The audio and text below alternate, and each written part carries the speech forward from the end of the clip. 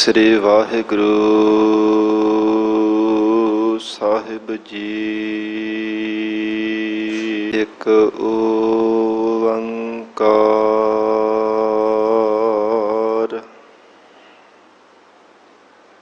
सतनाम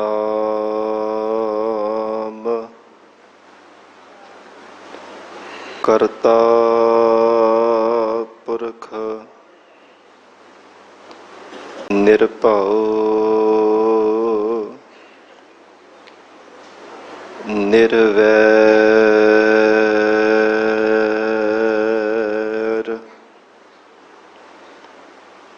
अकाल मूरत अजूनी सैभं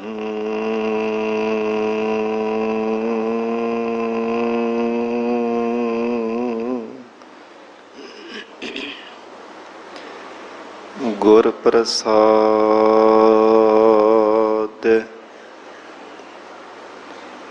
जप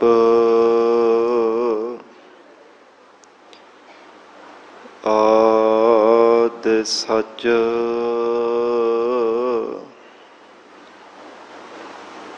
जुगाद सच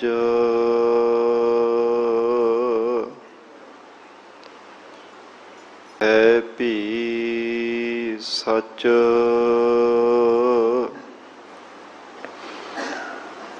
नानक होसी भी सच।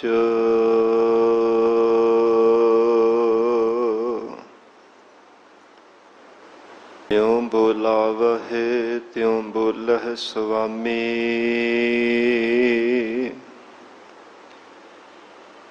कुदरत कवन हमारी।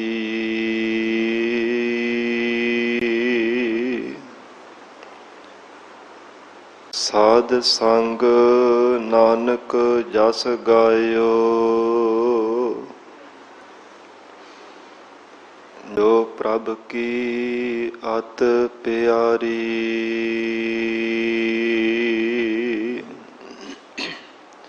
साध संग नानक जस गायो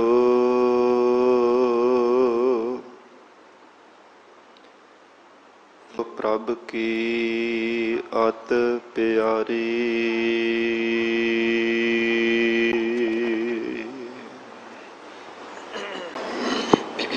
वाहिगुरु जी। सतनाम श्री वाहिगुरु साहिब जी। तीरथ नावा जे तिस भावा विण भाणे के नहाए करी। जिति सिरठ उपाई वेखा विण कर्मा के मिलै लई। तीरथ नावा जे तिस भावा विण भाणे के नहाए करी। जेती सिरठ उपाई वेखा विण कर्मा के मिलै लई।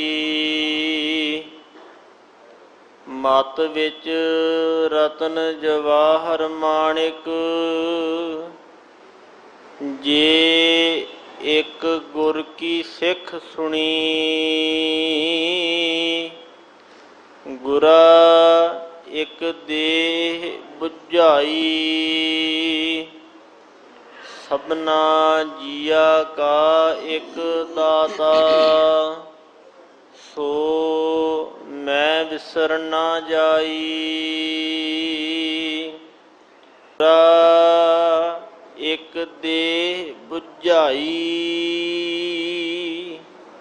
सबना जिया का एक दाता।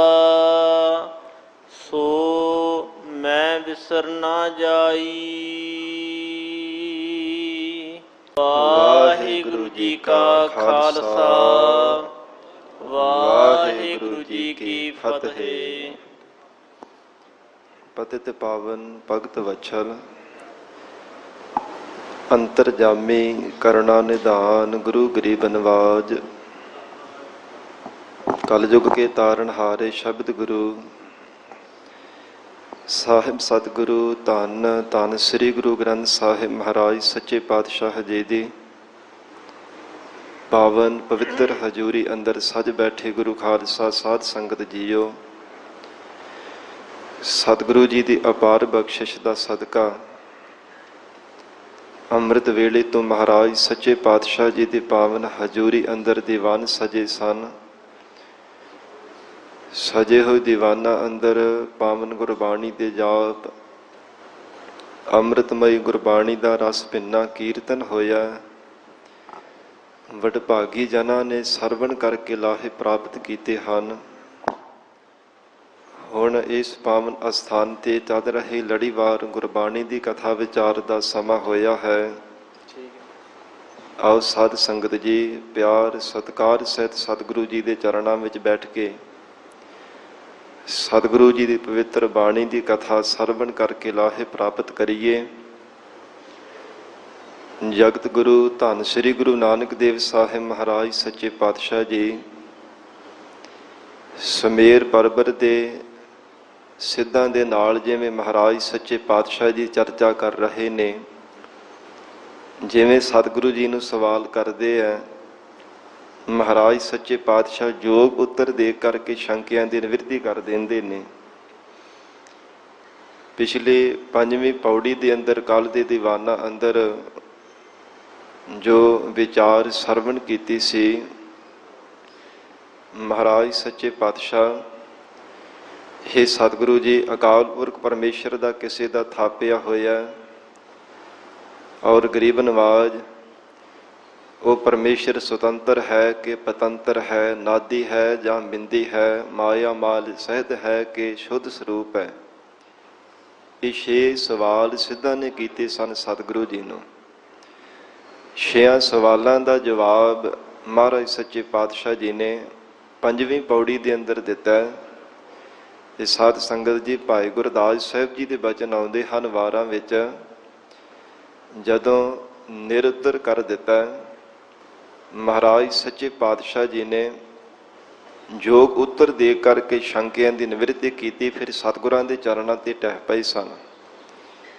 ਪਰ ਮਨ ਦੇ ਵਿੱਚ ਜੋ ਸ਼ਕਤੀਆਂ ਦਾ ਮਾਣ ਸੀ ਨਾ, ਹੰਕਾਰ ਸੀ ਕਿ ਇਹਨਾਂ ਦੀ ਉਮਰ ਬੜੀ ਛੋਟੀ ਹੈ, ਸਾਡੀ ਉਮਰਾਂ ਵੀ ਵੱਡੀਆਂ ਨੇ ਤੇ ਸਾਡੇ ਕੋਲ ਸ਼ਕਤੀਆਂ ਵੀ ਜ਼ਿਆਦਾ ਨੇ। ਛੋਟੀ ਜਿਹੀ ਉਮਰ ਦੇ ਵਿੱਚ ਇਹਨਾਂ ਕੋਲ ਕੋਈ ਸਾਧਨ ਨਹੀਂ ਸਾਧੇ ਗਏ ਹੋਣਗੇ।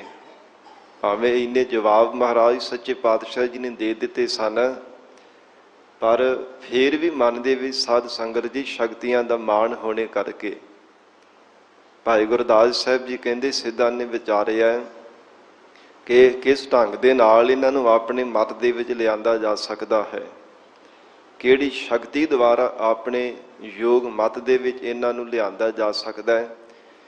12 ਪੰਥ ਮੰਨੇ ਹਨ ਯੋਗੀਆਂ ਦੇ ਸਾਧ ਸੰਗਤ ਜੀ। ਆਈ ਪੰਥ ਸਭ ਤੋਂ ਮਸ਼ਹੂਰ ਮੰਨਿਆ ਜਾਂਦਾ ਹੈ, ਸਭ ਤੋਂ ਪ੍ਰਸਿੱਧ ਆਈ ਪੰਥ ਕਿਹਾ ਜਾਂਦਾ ਹੈ। ਇਹ 12 ਪੰਥ ਯੋਗੀਆਂ ਦੇ ਮੰਨੇ ਜਾਂਦੇ ਆ ਤੇ ਕਹਿੰਦੇ ਸਾਡੇ ਆਈ ਪੰਥ ਦੇ ਵਿੱਚ ਕਿਵੇਂ ਇਹ ਆ ਸਕਦੇ ਆ, ਕਿਹੜੇ ਢੰਗ ਦੇ ਨਾਲ, ਕਿਹੜੀ ਸ਼ਕਤੀ ਦੁਆਰਾ ਇਹਨਾਂ ਨੂੰ ਆਪਣੇ ਵਿੱਚ ਮਿਲਾਇਆ ਜਾ ਸਕਦਾ ਹੈ। ਕਿਉਂਕਿ ਐਸੇ ਜਿਹੜੇ ਕਲਯੁਗ ਦੇ ਅੰਦਰ ਐਸਾ ਜੋ ਯੋਗੀ ਹੈ, ਯੋਗੀਆਂ ਵਾਲਾ ਇਹਨਾਂ ਨੇ ਤਨ ਤੇ ਧਾਰਨ ਲਿਬਾਸ ਧਾਰਨ ਕੀਤਾ। ਇਹ ਸਾਡੇ ਪ੍ਰਸਿੱਧ ਜਿਹੜਾ ਆਈ ਪੰਥ ਇਹਨੂੰ ਹੋਰ ਵੀ ਜ਼ਿਆਦਾ ਉਜਾਗਰ ਕਰੇਗਾ। ਭਾਈ ਗੁਰਦਾਸ ਸਾਹਿਬ ਜੀ ਨੇ ਬਚਨ ਕੀਤਾ, ਸਿੱਧੀ ਮਨੈ ਵਿਚਾਰਿਆ ਕਿਵੇਂ ਦਰਸ਼ਨ ਇਹ ਹੋਵੇ ਬਾਲਾ। ਬਾਲਾ ਇਹ ਸਤਿਗੁਰੂ ਜੀ ਪ੍ਰਤੀ ਸਿੱਧਾਂ ਨੇ ਕਿਹਾ। ਮਨ ਦੇ ਵਿੱਚ ਮਾਣ ਸੀ ਨਾ ਕਿ ਸਾਡੀਆਂ ਉਮਰਾਂ ਵੱਡੀਆਂ ਨੇ ਤੇ ਇਹਨਾਂ ਦੀ ਛੋਟੀ ਜਿਹੀ ਉਮਰ ਹੈ। ਇਸ ਲਈ ਭਾਈ ਗੁਰਦਾਸ ਸਾਹਿਬ ਜੀ ਕਹਿੰਦੇ ਧੰਨ ਗੁਰੂ ਨਾਨਕ ਦੇਵ ਸਾਹਿਬ ਮਹਾਰਾਜ ਸੱਚੇ ਪਾਤਸ਼ਾਹ ਜੀ ਨੂੰ ਕਹਿੰਦੇ ਕਿ ਇਹ ਬਾਲਾ, ਇਹ ਬਾਲਕ ਛੋਟੀ ਜਿਹੀ ਉਮਰ ਵਾਲਾ ਕਿਹੜੀ ਸਿੱਧ ਦੁਆਰਾ ਇਹਨਾਂ ਨੂੰ ਆਪਣੇ ਮੱਤ ਵਿੱਚ ਲਿਆਂਦਾ ਜਾ ਸਕਦਾ ਹੈ। ਕਿਉਂਕਿ ਇਹ ਜਾਣ ਲਿਆ ਸੀ ਕਿ ਇਹਨਾਂ ਵਿੱਚ ਕਰਾਮਾਤਾਂ ਬਹੁਤ ਨੇ, ਹਰ ਵੇਲੇ ਹਾਜ਼ਰ ਜਵਾਬ ਹਨ। ਜੋ ਅਸੀਂ ਸਵਾਲ ਕਰਦੇ ਉਸੇ ਸਮੇਂ ਜਵਾਬ ਦਿੰਦੇ ਨੇ। ਤੇ ਭਾਈ ਗੁਰਦਾਸ ਸਾਹਿਬ ਜੀ ਨੇ ਬਚਨ ਕੀਤਾ ਕਿ ਕਲਯੁਗ ਦੇ ਭਿਆਨਕ ਸਮੇਂ ਅੰਦਰ ਐਸਾ ਜਿਹੜਾ ਇਹ ਯੋਗੀ ਹੈ, ਸਿੱਧ ਕਹਿਣ ਲੱਗੇ ਕਿਸ ਢੰਗ ਦੇ ਨਾਲ ਇਹਨਾਂ ਨੂੰ ਆਪਣੇ ਮੱਤ ਵਿੱਚ ਲਿਆਂਦਾ ਜਾ ਸਕਦਾ ਹੈ। ਗਰੀਬ ਨਵਾਜ ਧੰਨ ਸਤਿਗੁਰੂ ਸ੍ਰੀ ਗੁਰੂ ਨਾਨਕ ਦੇਵ ਸਾਹਿਬ ਮਹਾਰਾਜ ਸੱਚੇ ਪਾਤਸ਼ਾਹ ਜੀ ਨੂੰ ਫਿਰ ਖੱਪਰ ਦਿੱਤਾ ਗਿਆ। ਐਸਾ ਜੋਗੀ ਕਲੀ ਮਹਿ ਹਮਰੇ ਪੰਥ ਕਰੇ ਉਜਿਆਲਾ, ਕਿ ਸਾਡੇ ਪੰਥ ਨੂੰ ਉਜਾਗਰ ਕਰਨਗੇ। ਜਦੋਂ ਕੋਈ ਵੀ ਸ਼ੀਆ ਨਾ ਗਿਆ ਤੇ ਫਿਰ ਖੱਪਰ ਦਿੱਤਾ ਮਹਾਰਾਜ ਸੱਚੇ ਪਾਤਸ਼ਾਹ ਜੀ ਨੂੰ। ਖੱਪਰ ਦਿੱਤਾ ਨਾਥ ਜੀ ਪਾਣੀ ਭਰ ਲੈਵਣ ਉੱਠ ਚਾਲਾ, ਕਿ ਜਾਓ ਮਹਾਰਾਜ ਉੱਥੇ ਨਦੀ ਵਗਦੀ ਉੱਥੋਂ ਪਾਣੀ ਭਰ ਕੇ ਲਿਆਓ ਸਾਂ। ਮਨ ਦੇ ਵਿੱਚ ਇਹ ਸੀ ਕਿ ਅਸੀਂ ਕਰਾਮਾਤਾਂ ਦੇ ਨਾਲ ਰਿੱਧੀਆਂ ਸਿੱਧੀਆਂ ਦਿਖਾ ਕੇ ਤੇ ਹੀਰੇ ਜਵਾਹਰਾਤ ਮੋਤੀ ਵਡਮੁੱਲੀਆਂ ਇਹ ਮਾਇਕੀ ਪਦਾਰਥ ਦਿਖਾ ਕੇ ਇਹਨਾਂ ਦਾ ਮਨ ਮੋਹਿਤ ਕਰਾ ਕੇ ਤੇ ਆਪਣੇ ਅਧੀਨ ਕਰ ਲਵਾਂਗੇ, ਆਪਣੇ ਮਤ ਦੇ ਵਿੱਚ ਇਹਨਾਂ ਨੂੰ ਮਿਲਾ ਲਵਾਂਗੇ। ਪਰ ਸਾਧ ਸੰਗਤ ਜੀ, ਜਗਤ ਗੁਰੂ ਨਾਨਕ ਦੇਵ ਸਾਹਿਬ ਮਹਾਰਾਜ ਸੱਚੇ ਪਾਤਸ਼ਾਹ ਐਸੇ ਸਤਿਗੁਰੂ ਜੀ ਹਨ ਜਿਨ੍ਹਾਂ ਨੇ ਆਪਣੇ ਸਿੱਖਾਂ ਨੂੰ ਜਗਤ ਦੀ ਮੋਹ ਮਮਤਾ ਤੋਂ, ਝੂਠੇ ਤਾਨ ਪਦਾਰਥਾਂ ਤੋਂ ਰਹਿਤ ਕੀਤਾ ਹੈ। ਆਪ ਮਹਾਰਾਜ ਸੱਚੇ ਪਾਤਸ਼ਾਹ ਨਿਰਮੋਹ ਸਰੂਪ ਹਨ। ਸਤਿਗੁਰੂ ਜੀ ਨੂੰ ਭਲਾ ਕਿਵੇਂ ਕੋਈ ਛਲਦਾਇਕ ਮਾਇਕੀ ਪਦਾਰਥ ਛੱਡ ਸਕਦਾ ਸੀ? ਇਹ ਭੁਲੇਖਾ ਸੀ ਸਿੱਧਾਂ ਦੇ ਮਨਾਂ ਦਾ। ਇਹ ਨਹੀਂ ਸਨ ਜਾਣਦੇ ਕਿ ਮਹਾਰਾਜ ਸੱਚੇ ਪਾਤਸ਼ਾਹ ਅਕਾਲ ਪੁਰਖ ਵਾਹਿਗੁਰੂ ਜੀ ਦਾ ਸਰੂਪ ਹਨ। ਮਨ ਦੇ ਵਿੱਚ ਕਰਾਮਾਤਾਂ ਦਾ ਮਾਣ ਹੋਣੇ ਕਰਕੇ ਫੇਰ ਕਹਿਣ ਲੱਗੇ ਕਿ ਇਹਨਾਂ ਨੂੰ ਖੱਪਰ ਦਿੰਦੇ ਹਾਂ। ਤੇ ਪਾਣੀ ਭਰਨ ਦੇ ਵਾਸਤੇ ਜਦੋਂ ਸਤਿਗੁਰੂ ਜੀ ਗਏ, ਉੱਥੇ ਪਾਣੀ ਦੀ ਥਾਂ ਤੇ ਨਦੀ ਵਿੱਚ ਹੀਰੇ ਜਵਾਹਰਾਤ ਦਿਖੇ, ਲਾਲ ਮਾਣਕ ਜਿਹੜੇ ਵਡਮੁੱਲੇ ਪਦਾਰਥ ਸਨ ਉਹ ਨਜ਼ਰ ਆਏ। ਤੇ ਮਹਾਰਾਜ ਸੱਚੇ ਪਾਤਸ਼ਾਹ ਉਵੇਂ ਹੀ ਵਾਪਸ ਆ ਗਏ। ਸਤਿਗੁਰੂ ਜੀ ਨੇ ਕਿਹੜਾ ਉਹਨਾਂ ਤੇ ਮੋਹਿਤ ਹੋ ਜਾਣਾ ਸੀਗਾ, ਉਹਨਾਂ ਵਿੱਚ ਮਨ ਪਰਚ ਜਾਣਾ ਸੀ।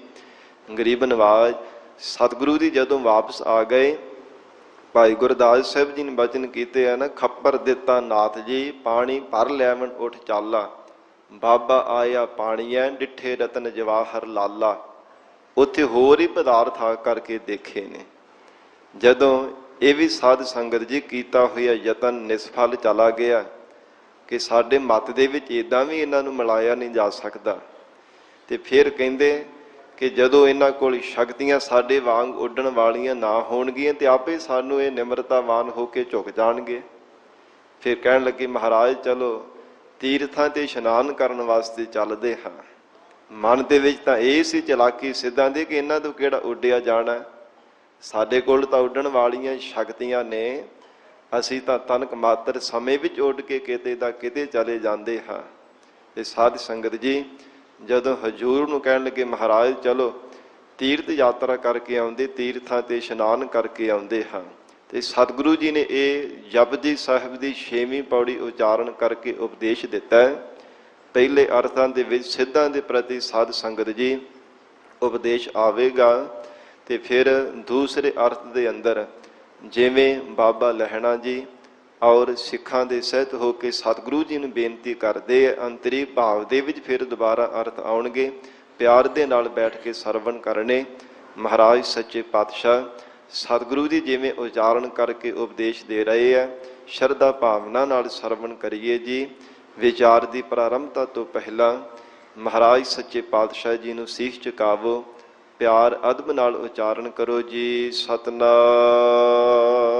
ਸ੍ਰੀ ਵਾਹਿਗੁਰੂ ਸਾਹਿਬ ਜੀ। ਸਤਨਾਮ ਸ੍ਰੀ ਵਾਹਿਗੁਰੂ ਸਾਹਿਬ ਜੀ। ਭਾਵਾ ਜੀ ਤਿਸ ਭਾਵਾ। ਜਦੋਂ ਸਿੱਧਾਂ ਨੇ ਕਿਹਾ ਹੈ ਮਹਾਰਾਜ ਚਲੋ ਤੀਰਥਾਂ ਤੇ ਇਸ਼ਨਾਨ ਕਰਨ ਵਾਸਤੇ ਜਾਂਦੇ ਹਾਂ, ਮਹਾਰਾਜ ਸੱਚੇ ਪਾਤਸ਼ਾਹ ਕਹਿਣ ਲੱਗੇ ਹੈ ਸਿੱਧੋ ਤੀਰਥਾਂ ਤੇ ਇਸ਼ਨਾਨ ਕਰਨ ਦਾ ਤਾਂ ਹੀ ਲਾਹਾ ਹੈ, ਤਾਂ ਹੀ ਲਾਭ ਪ੍ਰਾਪਤ ਹੋਵੇਗਾ ਜੇ ਪਰਮੇਸ਼ਰ ਨੂੰ ਭਾਵਾਂਗੇ, ਜੇ ਪਰਮੇਸ਼ਰ ਦੇ ਚਰਨਾਂ ਦੀ ਭਾਵਨਾ ਮਨ ਦੇ ਵਿੱਚ ਹੋਵੇਗੀ। ਸਾਧ ਸੰਗਤ ਜੀ ਗੁਰਬਾਣੀ ਵਿੱਚ ਹੋਰ ਵੀ ਸਤਿਗੁਰੂ ਜੀ ਦੇ ਸ਼ਬਦ ਆਉਂਦੇ ਹਨ, ਤੀਰਥ ਨਹਾਵਣ ਜਾਓ ਤੀਰਥ ਨਾਮ ਹੈ, ਤੀਰਥ ਸ਼ਬਦ ਵਿਚਾਰ ਅੰਤਰ ਗਿਆਨ ਹੈ। ਮਹਾਰਾਜ ਸੱਚੇ ਪਾਤਸ਼ਾਹ ਸਤਿਗੁਰੂ ਜੀ ਨੇ ਸਭ ਤੋਂ ਸ਼੍ਰੋਮਣੀ ਜੋ ਤੀਰਥ ਹੈ ਨਾਮ ਨੂੰ ਮਹਾਰਾਜ ਸੱਚੇ ਪਾਤਸ਼ਾਹ ਜੀ ਨੇ ਇਹ ਦਰਸਾਇਆ।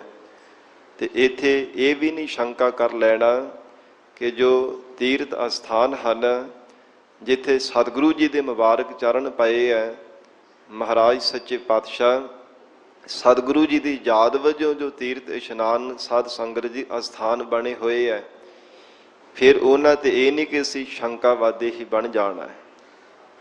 ਟੂਕ ਮਾਤਰ ਬੇਨਤੀ ਕਰਾਂ, ਮਹਾਰਾਜ ਸੱਚੇ ਪਾਤਸ਼ਾਹ ਸਤਿਗੁਰਾਂ ਨੇ ਜਿਸ ਅਸਥਾਨ ਤੇ ਸਾਧ ਸੰਗਤ ਜੀ ਚਰਨ ਪਾਏ ਹੈ, ਜਿੱਥੇ ਬਾਬਾ ਪੈਰ ਧਰੈ ਪੂਜਾ ਆਸਣ ਥਾਪਣ ਸੋਆ, ਉਹ ਸਾਧ ਸੰਗਤ ਜੀ ਪੂਜਣ ਦੇ ਯੋਗ ਪਵਿੱਤਰ ਅਸਥਾਨ ਹੋ ਗਏ, ਜਿੱਥੇ ਮਹਾਰਾਜ ਸੱਚੇ ਪਾਤਸ਼ਾਹ ਨੇ ਪਵਿੱਤਰ ਚਰਨ ਪਾਏ ਹਨ। ਗਰੀਬ ਨਵਾਜ ਸਤਿਗੁਰੂ ਧੰਨ ਸ੍ਰੀ ਗੁਰੂ ਰਾਮਦਾਸ ਸਾਹਿਬ ਮਹਾਰਾਜ ਸੱਚੇ ਪਾਤਸ਼ਾਹ ਹਜੂਰ ਦੇ ਵਸਾਏ ਹੋਏ ਸਾਧ ਸੰਗਤ ਜੀ ਸ੍ਰੀ ਹਰਿਮੰਦਰ ਸਾਹਿਬ ਪਵਿੱਤਰ ਅਸਥਾਨ ਸੱਚਖੰਡ ਸ੍ਰੀ ਹਰਿਮੰਦਰ ਸਾਹਿਬ ਅੰਮ੍ਰਿਤਸਰ ਸਾਹਿਬ ਦੀ ਪਾਵਨ ਧਰਤੀ ਤੇ, ਜਿਸ ਨੂੰ ਮਹਾਰਾਜ ਸੱਚੇ ਪਾਤਸ਼ਾਹ ਜੀ ਨੇ ਬੇਅੰਤ ਵਰ ਦਿੱਤੇ ਹਨ। ਗਰੀਬ ਨਵਾਜ ਸਤਿਗੁਰੂ ਰਾਮਦਾਸ ਸਾਹਿਬ ਮਹਾਰਾਜ ਸੱਚੇ ਪਾਤਸ਼ਾਹ ਔਰ ਪੰਜਵੇਂ ਪਾਤਸ਼ਾਹ ਧੰਨ ਸਤਿਗੁਰੂ ਸ੍ਰੀ ਗੁਰੂ ਅਰਜਨ ਦੇਵ ਸਾਹਿਬ ਮਹਾਰਾਜ ਗਰੀਬ ਨਵਾਜ ਸਤਿਗੁਰਾਂ ਨੇ ਬੇਅੰਤ ਵਰ ਦਿੱਤੇ ਹੈ। ਤੇ ਗੁਰਬਾਣੀ ਵੀ ਸਾਧ ਸੰਗਤ ਜੀ ਕਿੰਨੇ ਵਚਨ ਆਉਂਦੇ ਹਨ ਮਹਾਰਾਜ ਸੱਚੇ ਪਾਤਸ਼ਾਹ ਜੀ ਦੇ। ਰਾਮਦਾਸ ਸਰੋਵਰ ਨੀਕਾ ਜੋ ਨਾਵੈ ਸੋ ਕੁਲ ਤਰਾਵੈ, ਉਧਾਰ ਹੋਆ ਹੈ ਜੀ ਕਾ। ਜੀਵ ਦਾ ਉਧਾਰ ਹੋ ਜਾਂਦਾ ਹੈ, ਕੁਲਾਂ ਦਾ ਵੀ ਉਧਾਰ ਹੋ ਜਾਂਦਾ ਹੈ। ਪਰ ਇੱਥੇ ਇਹ ਨਹੀਂ ਸਮਝ ਲੈਣਾ ਕਿ ਸਾਧ ਸੰਗਤ ਜੀ ਇਕੱਲਾ ਬਾਹਰੀ ਤੌਰ ਤੇ ਸਤਿਗੁਰਾਂ ਨੇ ਤੀਰਥ ਦੇ ਇਸ਼ਨਾਨ ਕਰਨ ਦਾ ਉਪਦੇਸ਼ ਦਿੱਤਾ ਹੈ। ਸਤਿਗੁਰੂ ਜੀ ਦੇ ਪਵਿੱਤਰ ਇਸ ਅਸਥਾਨ ਦੇ ਅੰਦਰ ਜਿੱਥੇ ਤਨ ਕਰਕੇ ਸਾਧ ਸੰਗਤ ਜੀ ਇਸ਼ਨਾਨ ਕੀਤਾ ਜਾਂਦਾ ਹੈ, ਉੱਥੇ ਫਿਰ ਸਤਿਗੁਰੂ ਜੀ ਦਾ ਇਹ ਵੀ ਉਪਦੇਸ਼ ਹੈ ਕਿ ਹੇ ਗੁਰਸਿੱਖ, ਫਿਰ ਪਵਿੱਤਰ ਬਾਣੀ ਦਾ ਅਮੋਲਕ ਨਿਰੋਲ ਗੁਰਬਾਣੀ ਦਾ ਕੀਰਤਨ ਬੈਠ ਕਰਕੇ ਸੁਣਨਾ ਹੈ, ਮਨ ਨੂੰ ਪਵਿੱਤਰ ਕਰਨਾ ਹੈ। ਇਹ ਮਹਾਰਾਜ ਸੱਚੇ ਪਾਤਸ਼ਾਹ ਨੇ ਦੋਵੇਂ ਪੱਖ ਰੱਖ ਕੇ ਉਪਦੇਸ਼ ਦਿੱਤਾ ਹੈ। ਤੇ ਸਾਧ ਸੰਗਤ ਜੀ, ਜਿਵੇਂ ਇੱਕ ਉਦਾਹਰਣ ਦੇ ਵਜੋਂ ਬੇਨਤੀ ਕਰਾਂ, ਧੰਨ ਸਤਿਗੁਰੂ ਗੋਬਿੰਦ ਸਿੰਘ ਸਾਹਿਬ ਮਹਾਰਾਜ ਸੱਚੇ ਪਾਤਸ਼ਾਹ ਗੁਰੂ ਕਲਗੀਧਰ ਪਿਤਾ ਮਹਾਰਾਜ ਜੀ ਨੇ ਖਾਲਸੇ ਦੀ ਸਿਰਜਣਾ ਕੀਤੀ ਹੈ, ਖੰਡੇ ਬਾਟੇ ਦੀ ਪਾਹੁਲ ਛਕਾ ਕੇ। ਸਾਧ ਸੰਗਤ ਜੀ ਜਲ ਹੈ ਪਤਾਸੇ ਪਾ ਕਰਕੇ, ਫਿਰ ਖੰਡਾ ਸਾਧ ਸੰਗਤ ਜੀ ਵੀਰ ਆਸਣ ਲਾ ਕਰਕੇ ਫੇਰ ਕੇ ਪੰਜ ਬਾਣੀਆਂ ਗੁਰਬਾਣੀਆਂ ਦਾ ਜਾਪ ਕੀਤਾ। ਖੰਡੇ ਬਾਟੇ ਦਾ ਅੰਮ੍ਰਿਤ ਤਿਆਰ ਕਰਕੇ ਸਾਧ ਸੰਗਤ ਜੀ ਜੋ ਪੰਜਾਂ ਪਿਆਰਿਆਂ ਨੂੰ ਸਰਜੀਵਿਤ ਕਰਨਾ ਕੀਤਾ, ਜਿਨ੍ਹਾਂ ਦੇ ਮਹਾਰਾਜ ਸੱਚੇ ਪਾਤਸ਼ਾਹ ਜੀ ਨੇ ਸੀਸ ਭੇਟਾ ਵਜੋਂ ਲਏ ਸਨ। ਔਰ ਇਸੇ ਤਰ੍ਹਾਂ ਗੁਰੂ ਘਰ ਦੀ ਅੱਜ ਵੀ ਸਾਧ ਸੰਗਤ ਦੀ ਮਰਜ਼ਾਦਾ ਹੈ। ਜੋ ਗੁਰੂ ਘਰ ਦਾ ਸਿਧਾਂਤ ਹੈ, ਪੰਜ ਪਿਆਰੇ ਸਹਿਬਾਨ ਪੰਜ ਬਾਣੀਆਂ ਦਾ ਜਾਪ ਕਰਕੇ ਖੰਡੇ ਬਾਟੇ ਦਾ ਅੰਮ੍ਰਿਤ ਤਿਆਰ ਕਰਕੇ ਪ੍ਰਾਣੀਆਂ ਨੂੰ ਛਕਾਉਂਦੇ ਹੈ। ਇਹ ਗੁਰੂ ਘਰ ਦੀ ਮਰਜ਼ਾਦਾ ਹੈ। ਤੇ ਸਾਧ ਸੰਗਤ ਜੀ, ਜਿਸ ਪਵਿੱਤਰ ਸਰੋਵਰ ਦੇ ਜਲ ਦੇ ਅੰਦਰ 8 ਪਹਿਰ 24 ਘੰਟੇ ਹਰ ਸਮੇਂ ਪਵਿੱਤਰ ਗੁਰਬਾਣੀ ਦਾ ਜਾਪ, ਗੁਰਬਾਣੀ ਦਾ ਨਿਰੋਲ ਕੀਰਤਨ ਹੁੰਦਾ ਹੋਵੇ, ਤੇ ਉਹ ਸਾਧ ਸੰਗਤ ਜੀ ਅੰਮ੍ਰਿਤ ਨਾਲੋਂ ਕਿਤੇ ਘੱਟ ਨਹੀਂ ਰਹਿ ਜਾਂਦਾ। ਇਹ ਸਾਡੀ ਅੱਜ ਤੁਛ ਬੁੱਧੀ ਹੈ। ਅਸੀਂ ਸਾਧ ਸੰਗਤ ਜੀ ਅਭਾਗੇ ਹਾਂ, ਭਾਗਾਂ ਤੋਂ ਹੀਣ ਹੀ ਕਹਿ ਸਕਦੇ ਹਾਂ ਆਪਣੇ ਆਪ ਨੂੰ, ਕਿ ਮਹਾਰਾਜ ਸੱਚੇ ਪਾਤਸ਼ਾਹੀ ਦੇ ਅੰਮ੍ਰਿਤ ਵਰਗੇ ਪਵਿੱਤਰ ਜਲ ਤੇ ਸ਼ੰਕੇ ਕਰਦੇ ਹਾਂ ਜੀ ਇਹ ਤਾਂ ਪਾਣੀ ਹੈ, ਪਾਣੀ ਵਰਗਾ ਹੀ ਪਾਣੀ ਹੈ। ਪਰ ਸਾਧ ਸੰਗਤ ਜੀ ਸਾਨੂੰ ਸ਼ੱਕ ਨਹੀਂ ਕੋਈ ਕਰਨਾ ਚਾਹੀਦਾ, ਸ਼ੰਕਾਵਾਦੀ ਨਹੀਂ ਬਣਨਾ ਚਾਹੀਦਾ, ਤੇ ਨਾ ਹੀ ਸ਼ੰਕਾਵਾਦੀਆਂ ਦੇ ਇਹ ਝੂਠੇ ਪ੍ਰਚਾਰ ਦੇ ਪਿੱਛੇ ਲੱਗ ਕੇ ਸ਼ਰਧਾ ਤੋਂ ਹੀਣ ਹੋਣਾ ਚਾਹੀਦਾ। ਸ਼ਰਧਾ ਹੀ ਇੱਕ ਭਗਤੀ ਦੀ ਜੜ ਹੈ। ਜੇ ਸਿੱਖ ਦੇ ਮਨ ਦੇ ਵਿੱਚ ਸ਼ਰਧਾ ਹੀ ਨਾ ਹੋਵੇ ਤੇ ਸਾਧ ਸੰਗਤ ਜੀ ਕਿਵੇਂ ਪਰਮੇਸ਼ਰ ਦੀ ਭਗਤੀ ਕਰਕੇ ਤੇ ਜੀਵਨ ਕਿਰਤਾਰਥ ਕਰ ਸਕਦਾ ਹੈ? ਨਾਮੁਮਕਿਨ ਹੈ। ਜੜ ਤੋਂ ਬਿਨਾਂ ਕਦੇ ਰੁੱਖ ਟਿਕ ਨਹੀਂ ਸਕਦਾ। ਜੜ ਨਾ ਹੋਵੇ ਤੇ ਰੁੱਖ ਕਿਵੇਂ ਵਧੇਗਾ, ਕਿਵੇਂ ਫੁੱਲੇਗਾ, ਕਿਵੇਂ ਛਾਂ ਦੇਵੇਗਾ, ਕਿਵੇਂ ਫਲ ਦੇਵੇਗਾ? ਤੇ ਇਸ ਲਈ ਭਗਤੀ ਦੀ ਜਿਹੜੀ ਜੜ ਉਹ ਸ਼ਰਧਾ ਹੈ। ਤੇ ਜੋ ਮਹਾਰਾਜ ਸੱਚੇ ਪਾਤਸ਼ਾਹ ਨੇ ਸਾਨੂੰ ਉਪਦੇਸ਼ ਦਿੱਤਾ, ਫਿਰ ਕਿੰਨੇ ਬੇਅੰਤ ਕੌਤਕ ਜਿਹੜੇ ਹਨ ਸਾਡੇ ਸਾਹਮਣੇ ਅੱਜ ਮੌਜੂਦ ਹੈ। ਧੰਨ ਸਤਿਗੁਰੂ ਰਾਮਦਾਸ ਸਾਹਿਬ ਮਹਾਰਾਜ ਸੱਚੇ ਪਾਤਸ਼ਾਹ ਸਤਿਗੁਰੂ ਜੀ ਦੀ ਪਾਵਨ ਨਗਰੀ ਅੰਦਰ ਜਿਨ੍ਹਾਂ ਨੇ ਪਵਿੱਤਰ ਸਾਧ ਸੰਗਤ ਜੀ ਸੱਚਖੰਡ ਸ੍ਰੀ ਹਰਿਮੰਦਰ ਸਾਹਿਬ ਜੀ ਦੇ ਸਰੋਵਰ ਵਿੱਚ ਇਸ਼ਨਾਨ ਕੀਤਾ, ਜਿਨ੍ਹਾਂ ਸਾਧ ਸੰਗਤ ਜੀ ਭਿਆਨਕ ਰੋਗਾਂ ਤੋਂ ਡਾਕਟਰਾਂ ਨੇ ਹੱਥ ਖੜੇ ਕਰ ਦਿੱਤੇ ਸਨ, ਉਹ ਐਸੇ ਕੈਂਸਰ ਵਰਗੇ ਰੋਗ ਵੀ ਸਾਧ ਸੰਗਤ ਜੀ ਉੱਥੋਂ ਦੂਰ ਹੋਏ ਹਨ ਸਿੱਖਾਂ ਦੇ। ਜਿਸ ਵੀ ਕਿਸੇ ਨੇ ਭਾਵਨਾ ਦੇ ਨਾਲ ਸੱਚਖੰਡ ਸ੍ਰੀ ਹਰਿਮੰਦਰ ਸਾਹਿਬ ਦੇ ਪਵਿੱਤਰ ਸਰੋਵਰ ਦੇ ਵਿੱਚ ਇਸ਼ਨਾਨ ਕੀਤਾ, ਮਹਾਰਾਜ ਸੱਚੇ ਪਾਤਸ਼ਾਹ ਸਤਿਗੁਰੂ ਜੀ ਰਹਿਮਤ ਕਰਨ। ਸਾਧ ਸੰਗਤ ਮੇਰੇ ਕੋਲ ਇੰਨਾ ਸਮਾਂ ਨਹੀਂ ਹੈ ਕਿ ਮੈਂ ਵਿਸਥਾਰ ਕਰਾਂ। ਅੱਜ ਨੈਟ ਦੇ ਉੱਪਰ YouTube ਵਗੈਰਾ ਇਹ ਕਿੰਨੇ ਐਪਸ ਬਣੇ ਹੋਏ ਆ, ਸਾਧ ਸੰਗਤ ਜੀ ਸਰਚ ਕਰਕੇ ਦੇਖ ਸਕਦੇ ਆ। ਸਿੰਘ ਸਾਹਿਬ ਗਿਆਨੀ ਪੂਰਨ ਸਿੰਘ ਜੀ ਨੇ ਬਹੁਤ ਸਾਰੇ ਸਾਧ ਸੰਗਤ ਸਿੱਖਾਂ ਦਾ ਉਹ ਜਿਹੜੇ ਰੋਗਾਂ ਦੇ ਨਾਲ ਭਰੇ ਪਏ ਸਨ ਉਹਨਾਂ ਦਾ ਜ਼ਿਕਰ ਕੀਤਾ। ਉਹਨਾਂ ਨੇ ਆਪ ਕਹਿੰਦੇ ਕਿ ਸਾਡੇ ਕੋਲ ਆਪ ਚੱਲ ਕਰਕੇ ਆਉਂਦੇ ਰਹੇ ਹੈ, ਕਿੰਨੇ ਕਿੰਨੇ ਦੁੱਖਾਂ ਦੇ ਨਾਲ ਕੋਈ ਪੀੜਤ ਲੋਕ ਸਨ, ਪਰ ਜਦੋਂ ਸਤਿਗੁਰੂ ਰਾਮਦਾਸ ਸਾਹਿਬ ਮਹਾਰਾਜ ਜੀ ਦੇ ਪਵਿੱਤਰ ਸਰੋਵਰ ਦੇ ਵਿੱਚ ਭਾਵਨਾ ਦੇ ਨਾਲ ਇਸ਼ਨਾਨ ਕਰਦੇ, ਗੁਰਸਿੱਖੀ ਨੂੰ ਧਾਰਨ ਕਰਦੇ, ਸਤਿਗੁਰੂ ਜੀ ਦੀ ਦਰਸਾਈ ਹੋਈ ਮਰਜ਼ਾਦਾ ਦੇ ਅਨੁਸਾਰ ਜੀਵਨ ਨਿਰਵਾਹ ਕਰਦੇ, ਤੇ ਮਹਾਰਾਜ ਸੱਚੇ ਪਾਤਸ਼ਾਹ ਦੀ ਐਸੀ ਮਹਾਨ ਕਿਰਪਾ ਹੁੰਦੀ, ਜਿਹੜੇ ਦੁੱਖ ਜਗਤ ਦੇ ਅੰਦਰ ਡਾਕਟਰ ਹਕੀਮ ਵੀ ਜਿਨ੍ਹਾਂ ਨੇ ਕਹਿੰਦੇ ਕਿ ਦੁੱਖ ਇਹ ਰੋਗ ਦੂਰ ਨਹੀਂ ਹੋ ਸਕਦੇ, ਸਾਧ ਸੰਗਤ ਉਹ ਰੋਗ ਉਹ ਦੂਰ ਹੋ ਜਾਣਾ ਕੀਤੇ ਹੈ।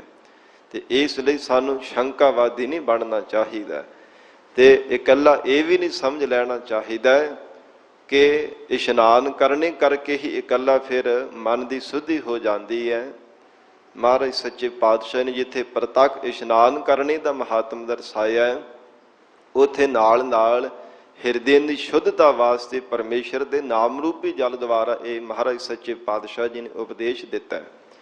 ਕਿਉਂਕਿ ਇਕੱਲਾ ਵੀ ਸਾਧ ਸੰਗਤ ਜੀ ਜੇਕਰ ਕੋਈ ਮਨੁੱਖ ਕਹੇ ਕਿ ਮੈਂ ਤੀਰਥ ਇਸ਼ਨਾਨ ਕਰ ਲਵਾਂ ਜਾਂ ਇਕੱਲੀ ਤੀਰਥ ਯਾਤਰਾ ਕਰ ਲਵਾਂ, ਤੇ ਸਾਧ ਸੰਗਤ ਜੀ ਫਿਰ ਇਕੱਲਾ ਕਰਮ ਕਾਂਡ ਹੀ ਰਹਿ ਜਾਂਦਾ, ਫਿਰ ਮਨ ਦੇ ਵਿੱਚ ਹੰਕਾਰ ਪੈਦਾ ਹੁੰਦਾ। ਜੇ ਨਾਲ ਦੇ ਨਾਲ ਨਿਮਰਤਾਵਾਨ ਹੋ ਕੇ ਸਿਮਰਨ ਕਰਦਾ ਹੈ, ਫਿਰ ਹਿਰਦੇ ਦੀ ਸ਼ੁੱਧਤਾ ਵੀ ਹੁੰਦੀ ਜਾਂਦੀ ਹੈ। ਇਸ ਲਈ ਮਹਾਰਾਜ ਸੱਚੇ ਪਾਤਸ਼ਾਹ ਧੰਨ ਗੁਰੂ ਨਾਨਕ ਦੇਵ ਸਾਹਿਬ ਮਹਾਰਾਜ ਜੀ ਨੇ ਵਚਨ ਕੀਤੇ ਹਨ, ਤੀਰਥ ਨਾਵਾ ਜੇ ਤਿਸ ਭਾਵਾ। ਜੇ ਮਨ ਵਿੱਚ ਭਾਵਨਾ ਹੋਵੇ ਤਾਂ, ਜੇ ਮਨ ਦੀ ਵਿੱਚ ਛਲ ਬਿਰਤੀ ਲੈ ਕੇ ਆਏ, ਭਾਵੇਂ ਤੀਰਥ ਯਾਤਰਾ ਤੇ ਵੀ ਆਏ, ਤੇ ਸਾਧ ਸੰਗਤ ਜੀ ਫਿਰ ਹਜੂਰ ਦੇ ਇਉਂ ਵੀ ਵਚਨ ਆਉਂਦੇ ਨੇ ਗੁਰਬਾਣੀ ਵਿੱਚ, ਕਹਿੰਦੇ ਹਨ ਨਾਵਣ ਚੱਲੇ ਤੀਰਥੀ ਮਨ ਖੋਟੇ ਤਨ ਚੋਰ। ਕਈ ਤੇ ਕਹਿੰਦੇ ਕਿ ਤੀਰਥ ਇਸ਼ਨਾਨ ਕਰਨ ਵਾਸਤੇ ਸੀਗੇ, ਪਰ ਮਨ ਦੇ ਵਿੱਚ ਖੋਟ ਧਾਰਨ ਕਰਕੇ ਗਏ ਹੈ। ਮਨ ਦੇ ਵਿੱਚੋਂ ਖੋਟਾਪਨ ਤੇ ਦੂਰ ਕੀਤਾ ਹੀ ਨਾ, ਤੇ ਤਨ ਕਰਕੇ ਵੀ ਚੋਰੀਆਂ ਵਾਲੇ ਇਹ ਭੈੜੇ ਕਰਮ ਛੱਡੇ ਹੀ ਨਾ। ਤੇ ਫਿਰ ਸਾਧ ਸੰਗਤ ਹਜੂਰ ਕਹਿੰਦੇ ਗਏ ਤਾਂ ਪਾਪ ਕਰਮ ਲਾਉਣ ਦੇ ਵਾਸਤੇ ਸੀਗੇ। ਇੱਕ ਭਾਉ ਲੱਥੀ ਨਾਤਿਆ ਦੋਏ ਭਾ ਚੜੀ ਅਸ ਹੋਰ। ਕਹਿੰਦੇ ਇੱਕ ਭਾਰਾ ਜੇ ਪਾਪ ਕਰਮ ਦਾ ਲੱਥ ਗਿਆ ਤੇ ਦੁੱਗਣੇ ਫਿਰ ਸਿਰ ਤੇ ਚੜ ਗਏ। ਜੇ ਮਨ ਵਿੱਚ ਖੋਟ ਲੈ ਕੇ ਗਏ, ਜਾ ਕਰਕੇ ਚੋਰੀਆਂ ਕਰਦੇ ਰਹੇ, ਤੇ ਸਾਧ ਸੰਗਤ ਜੀ ਦੇਖਿਆ ਜਾਵੇ ਤੇ ਜਦੋਂ ਬਹੁ ਗਿਣਤੀ ਹੋ ਜਾਂਦੀ ਹੈ ਨਾ ਸਤ ਸੰਗਤ ਦੀ, ਇੱਥੇ ਵੀ ਆਪ ਆਏ ਹੋ ਤੀਰਥ ਯਾਤਰਾ ਵਾਸਤੇ ਹਜੂਰ ਸਾਹਿਬ ਦੀ ਪਾਵਨ ਧਰਤੀ ਤੇ, ਸੱਚਖੰਡ ਸ੍ਰੀ ਹਜੂਰ ਸਾਹਿਬ ਗੁਰੂ ਕਲਗੀਧਰ ਪਿਤਾ ਸਤਿਗੁਰੂ ਗੋਬਿੰਦ ਸਿੰਘ ਸਾਹਿਬ ਮਹਾਰਾਜ ਜੀ ਦੀਆਂ ਖੁਸ਼ੀਆਂ ਪ੍ਰਾਪਤ ਕਰਨ ਦੇ ਲਈ। ਪਰ ਸਾਰੇ ਸਾਧ ਸੰਗਤ ਜੀ ਸਾਡੇ ਵਿੱਚੋਂ ਇੱਕੋ ਬਿਰਤੀ ਵਾਲੇ ਥੋੜ੍ਹਾ, ਇਸ ਭੀੜ ਭੜੱਕੇ ਦੇ ਵਿੱਚੋਂ ਕਈਆਂ ਦੀ ਸਾਧ ਸੰਗਤ ਜੀ ਬਿਰਤੀ ਜਿਹੜੀ ਖੋਟੀ ਆ ਉਹ ਚੋਰੀ ਕਰਨ ਦਾ ਲਾਹਾ ਲੈਂਦੇ ਆ, ਤੇ ਕੁਝ ਪ੍ਰੇਮੀ ਐਸੇ ਜਗਿਆਸੂ ਹੁੰਦੇ ਬਹੁਤੀ ਸੰਗਤ ਦੇ ਵਿੱਚੋਂ ਪਰਮੇਸ਼ਰ ਦਾ ਸਿਮਰਨ ਕਰਨ ਰੂਪੀ ਲਾਹਾ ਲੈਂਦੇ ਕਿ ਬਹੁਤੀ ਸੰਗਤ ਵਿੱਚ ਮਿਲ ਕੇ ਵਾਹਿਗੁਰੂ ਦਾ ਜਸ ਕਰਾਂਗੇ ਤੇ ਪਰਮੇਸ਼ਰ ਦੀ ਛੇਤੀ ਸਾਡੇ ਤੇ ਕਿਰਪਾ ਹੋ ਜਾਵੇਗੀ। ਬਹੁਤੀ ਸੰਗਤ ਦੀ ਛੇਤੀ ਪਰਮਾਤਮਾ ਬੇਨਤੀ ਸੁਣ ਲੈਂਦਾ। ਇਉਂ ਸਾਧ ਸੰਗਤ ਇੱਕੋ ਜਿਹੀ ਬਿਰਤੀ ਵਾਲੇ ਨਹੀਂ ਚੱਲ ਕਰਕੇ ਆਵੰਦੇ। ਤੇ ਜੇ ਮਹਾਰਾਜ ਸੱਚੇ ਪਾਤਸ਼ਾਹ ਹਜੂਰ ਨੇ ਫਰਮਾਨ ਕੀਤਾ, ਕਹਿੰਦੇ ਮਨ ਵਿੱਚ ਖੋਟਾਪਨ ਧਾਰਨ ਕੀਤਾ, ਤਨ ਕਰਕੇ ਵੀ ਚੋਰੀਆਂ ਦੇ ਭੈੜੇ ਕਰਮ ਨਾ ਛੱਡੇ, ਤੇ ਫਿਰ ਤੀਰਥ ਯਾਤਰਾ ਕੀਤੀ ਤਾਂ ਪਹਿਲਾਂ ਕੀ ਲਾਭ ਹੋਇਆ। ਫਿਰ ਤਾਂ ਸਾਧ ਭਲੇ ਅੜ ਨਾਤਿਆ ਚੋਰ ਸੇ ਚੋਰਾ ਚੋਰ।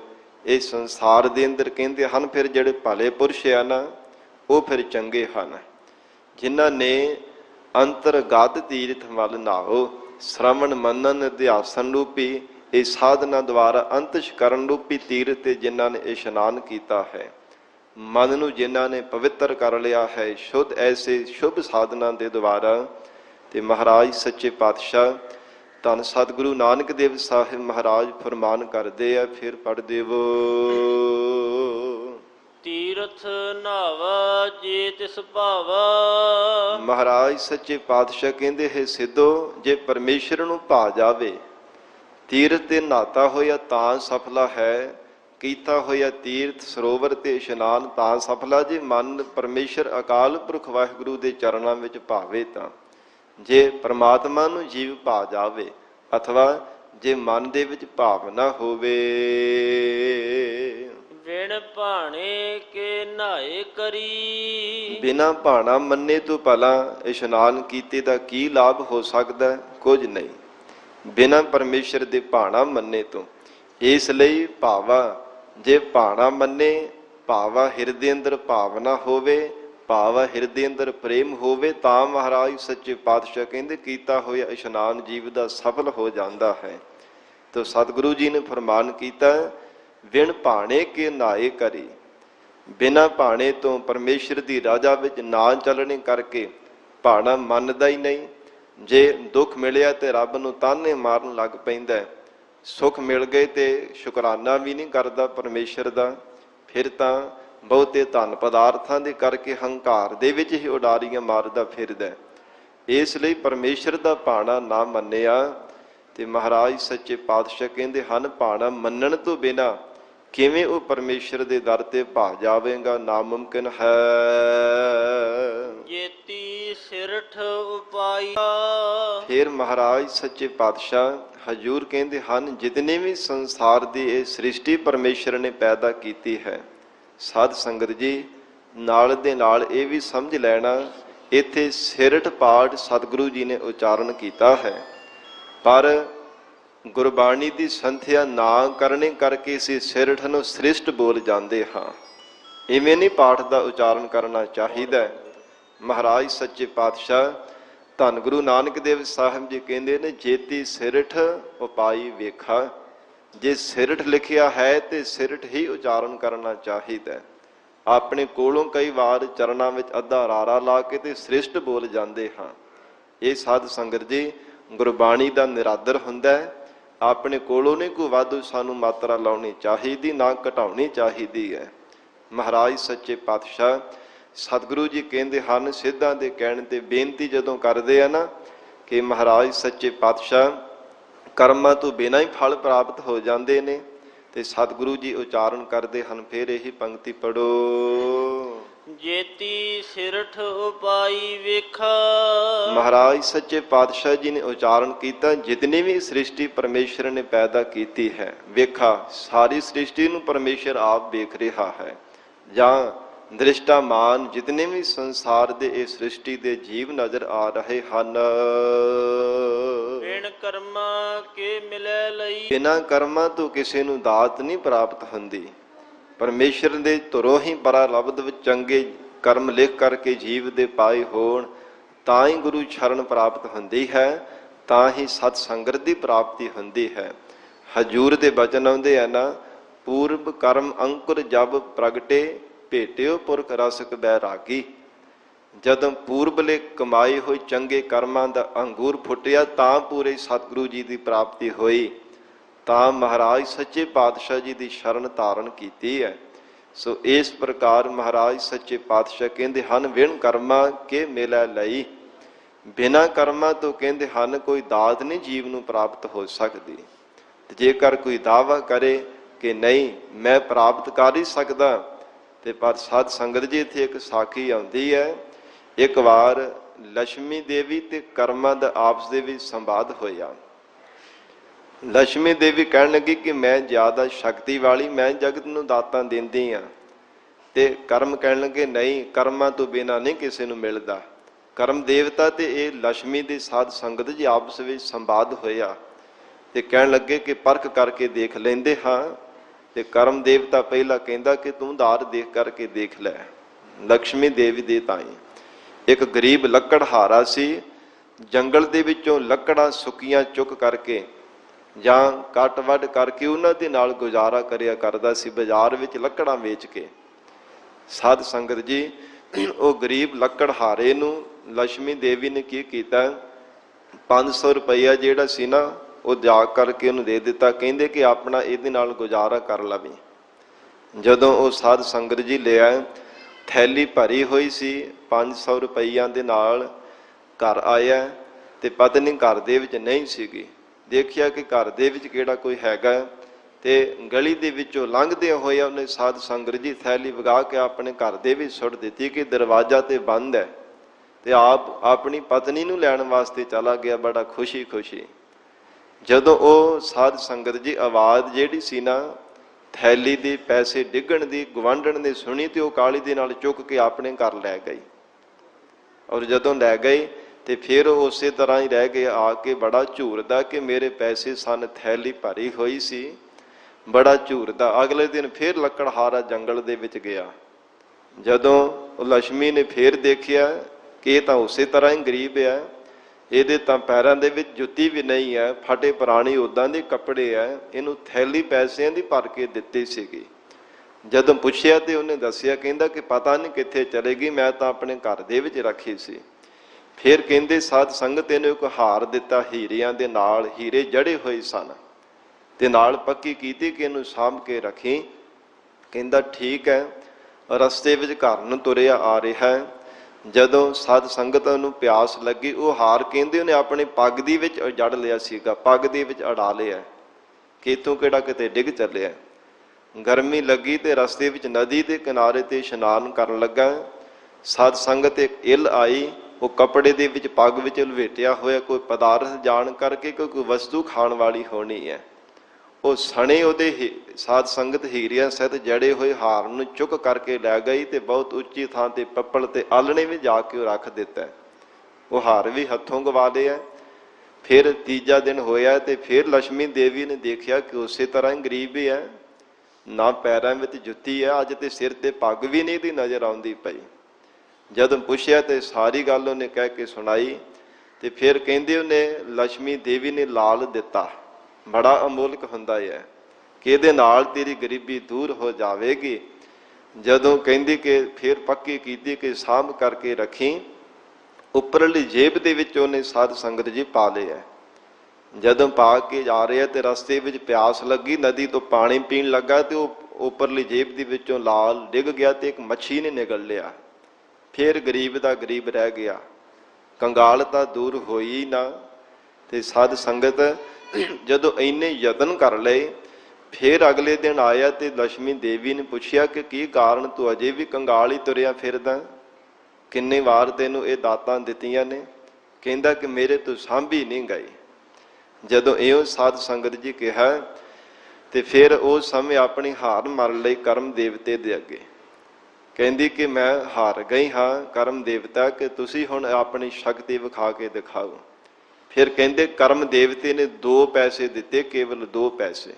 ਕੋਈ ਐਸੀ ਵਿਧ ਬਣੀ, ਉਹ ਰਸਤੇ ਵਿੱਚ 2 ਪੈਸੇ ਨੂੰ ਲੱਭੇ ਤੇ ਕਹਿਣ ਲੱਗਾ ਕਿ ਇਹਨਾਂ 2 ਪੈਸਿਆਂ ਤੋਂ ਦੇਖੀ ਹੁਣ ਕਿੱਦਾਂ ਇਹ ਮਾਲੋ ਮਾਲ ਇਸ ਨੇ ਹੋ ਜਾਣਾ ਹੈ।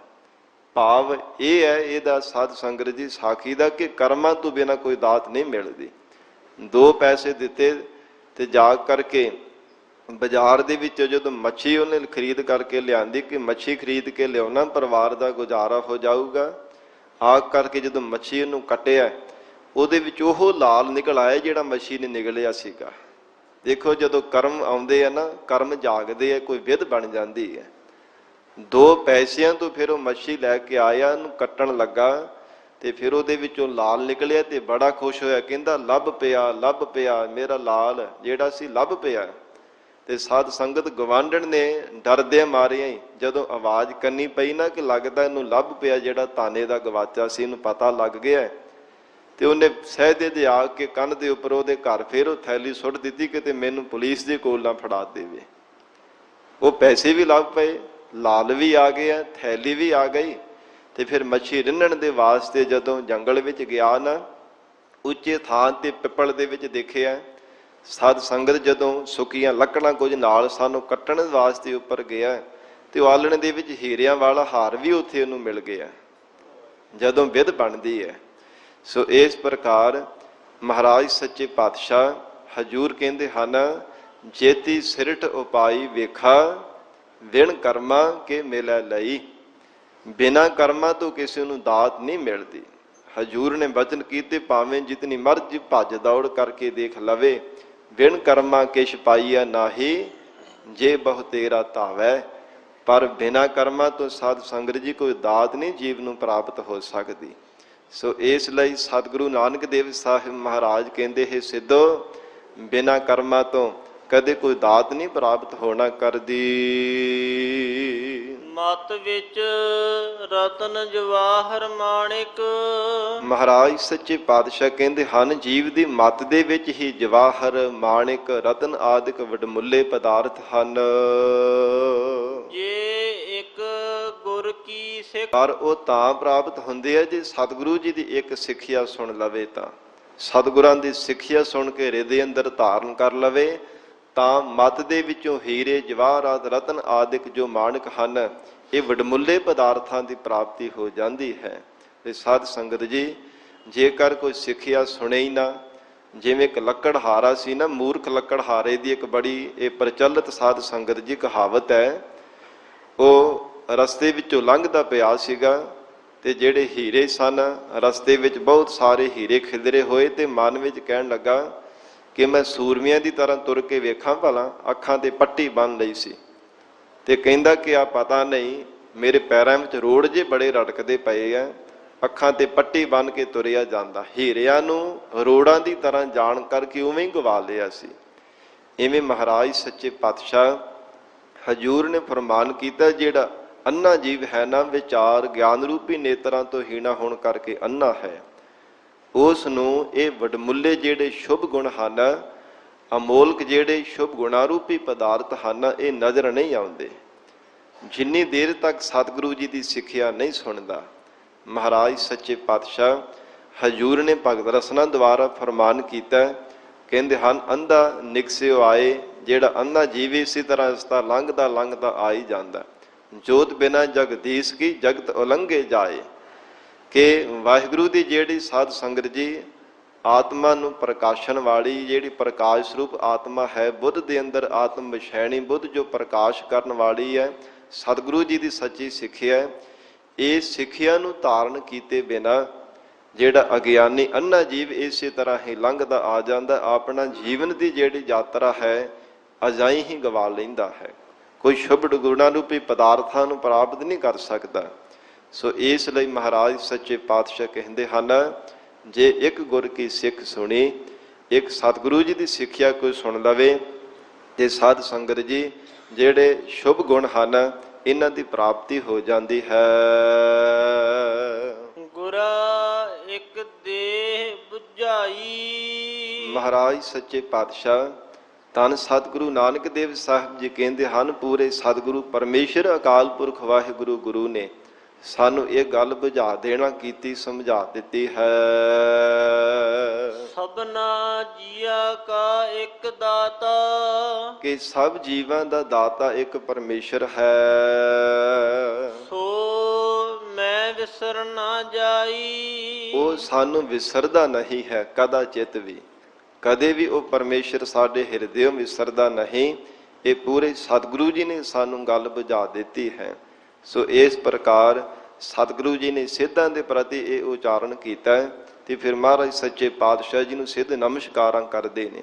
ਹੁਣ ਸਾਧ ਸੰਗਤ ਜੀ ਅੰਤਰੀ ਭਾਵ ਦੇ ਵਿੱਚ ਬਾਬਾ ਲਹਿਣਾ ਜੀ ਸਿੱਖਾਂ ਦੇ ਸਹਿਤ ਹੋ ਕਰਕੇ ਸਤਿਗੁਰੂ ਜੀ ਨੂੰ ਬੇਨਤੀ ਕਰਦੇ ਹੈ, ਇਹ ਮਹਾਰਾਜ ਸੱਚੇ ਪਾਤਸ਼ਾਹ ਜੋ ਅੰਤਸ਼ਕਰਨ ਤੀਰਥ ਹੈ ਇਹਦੇ ਉੱਪਰ ਮਨ ਦਾ ਇਸ਼ਨਾਨ ਕਿਵੇਂ ਕਰਵਾਇਆ ਜਾ ਸਕਦਾ ਹੈ। ਇਹ ਮਹਾਰਾਜ ਜੋ ਸਾਡੇ ਅੰਦਰ ਤੀਰਥ ਹੈ ਇਹਦੇ ਵਿੱਚ ਕਿਵੇਂ ਮਨ ਨੂੰ ਮਹਾਰਾਜ ਸੁੱਧ ਕੀਤਾ ਜਾ ਸਕਦਾ ਹੈ। ਸਤਿਗੁਰੂ ਜੀ ਫਰਮਾਉਂਦੇ ਹਨ ਫਿਰ ਇਹ ਪੌੜੀ ਪੜੋ ਜੀ। ਤੀਰਥ ਨਾਵਾ ਜੇ ਤਿਸ ਭਾਵਾ। ਮਹਾਰਾਜ ਸੱਚੇ ਪਾਤਸ਼ਾਹ ਹਜੂਰ ਕਹਿੰਦੇ ਹਨ ਤੀਰਥ ਨਾਵਾ। ਹੇ ਸਿੱਖੋ ਇਹ ਅੰਤਸ਼ਕਰਨ ਤੀਰਥ ਤੇ ਤਾਂ ਹੀ ਨਾਵਾ ਇਸ਼ਨਾਨ ਕੀਤਾ ਜਾ ਸਕਦਾ ਹੈ। ਅੰਤਸ਼ਮੁਖੀ ਹੋ ਕਰਕੇ ਤਾਂ ਮਨ ਦੀ ਸ਼ੁੱਧਤਾ ਕੀਤੀ ਜਾ ਸਕਦੀ ਹੈ ਜੇ ਤਿਸ ਭਾਵਾ, ਤਿਸ ਉਸ ਅਕਾਲ ਪੁਰਖ ਵਾਹਿਗੁਰੂ ਪਰਮੇਸ਼ਰ ਦੇ ਚਰਨਾਂ ਦੀ ਭਾਵਨਾ ਮਨ ਵਿੱਚ ਹੋਵੇ ਤਾਂ। ਵਾਹਿਗੁਰੂ ਦੇ ਚਰਨਾਂ ਦੀ ਭਾਵਨੀ ਪ੍ਰੀਤ ਹੋਵੇ ਤਾਂ ਭਾਵਾ ਮਨ ਦੇ ਵਿੱਚ ਸ਼ਰਧਾ ਹੋਵੇ ਤਾਂ ਮਹਾਰਾਜ ਸੱਚੇ ਪਾਤਸ਼ਾਹ ਕਹਿੰਦੇ ਹਨ, ਸੁਣਿਆ ਮੰਨਿਆ ਮਨ ਕੀਤਾ ਭਾਉ ਅੰਤਰਗਤ ਤੀਰਥ ਮਲ ਨਾਓ।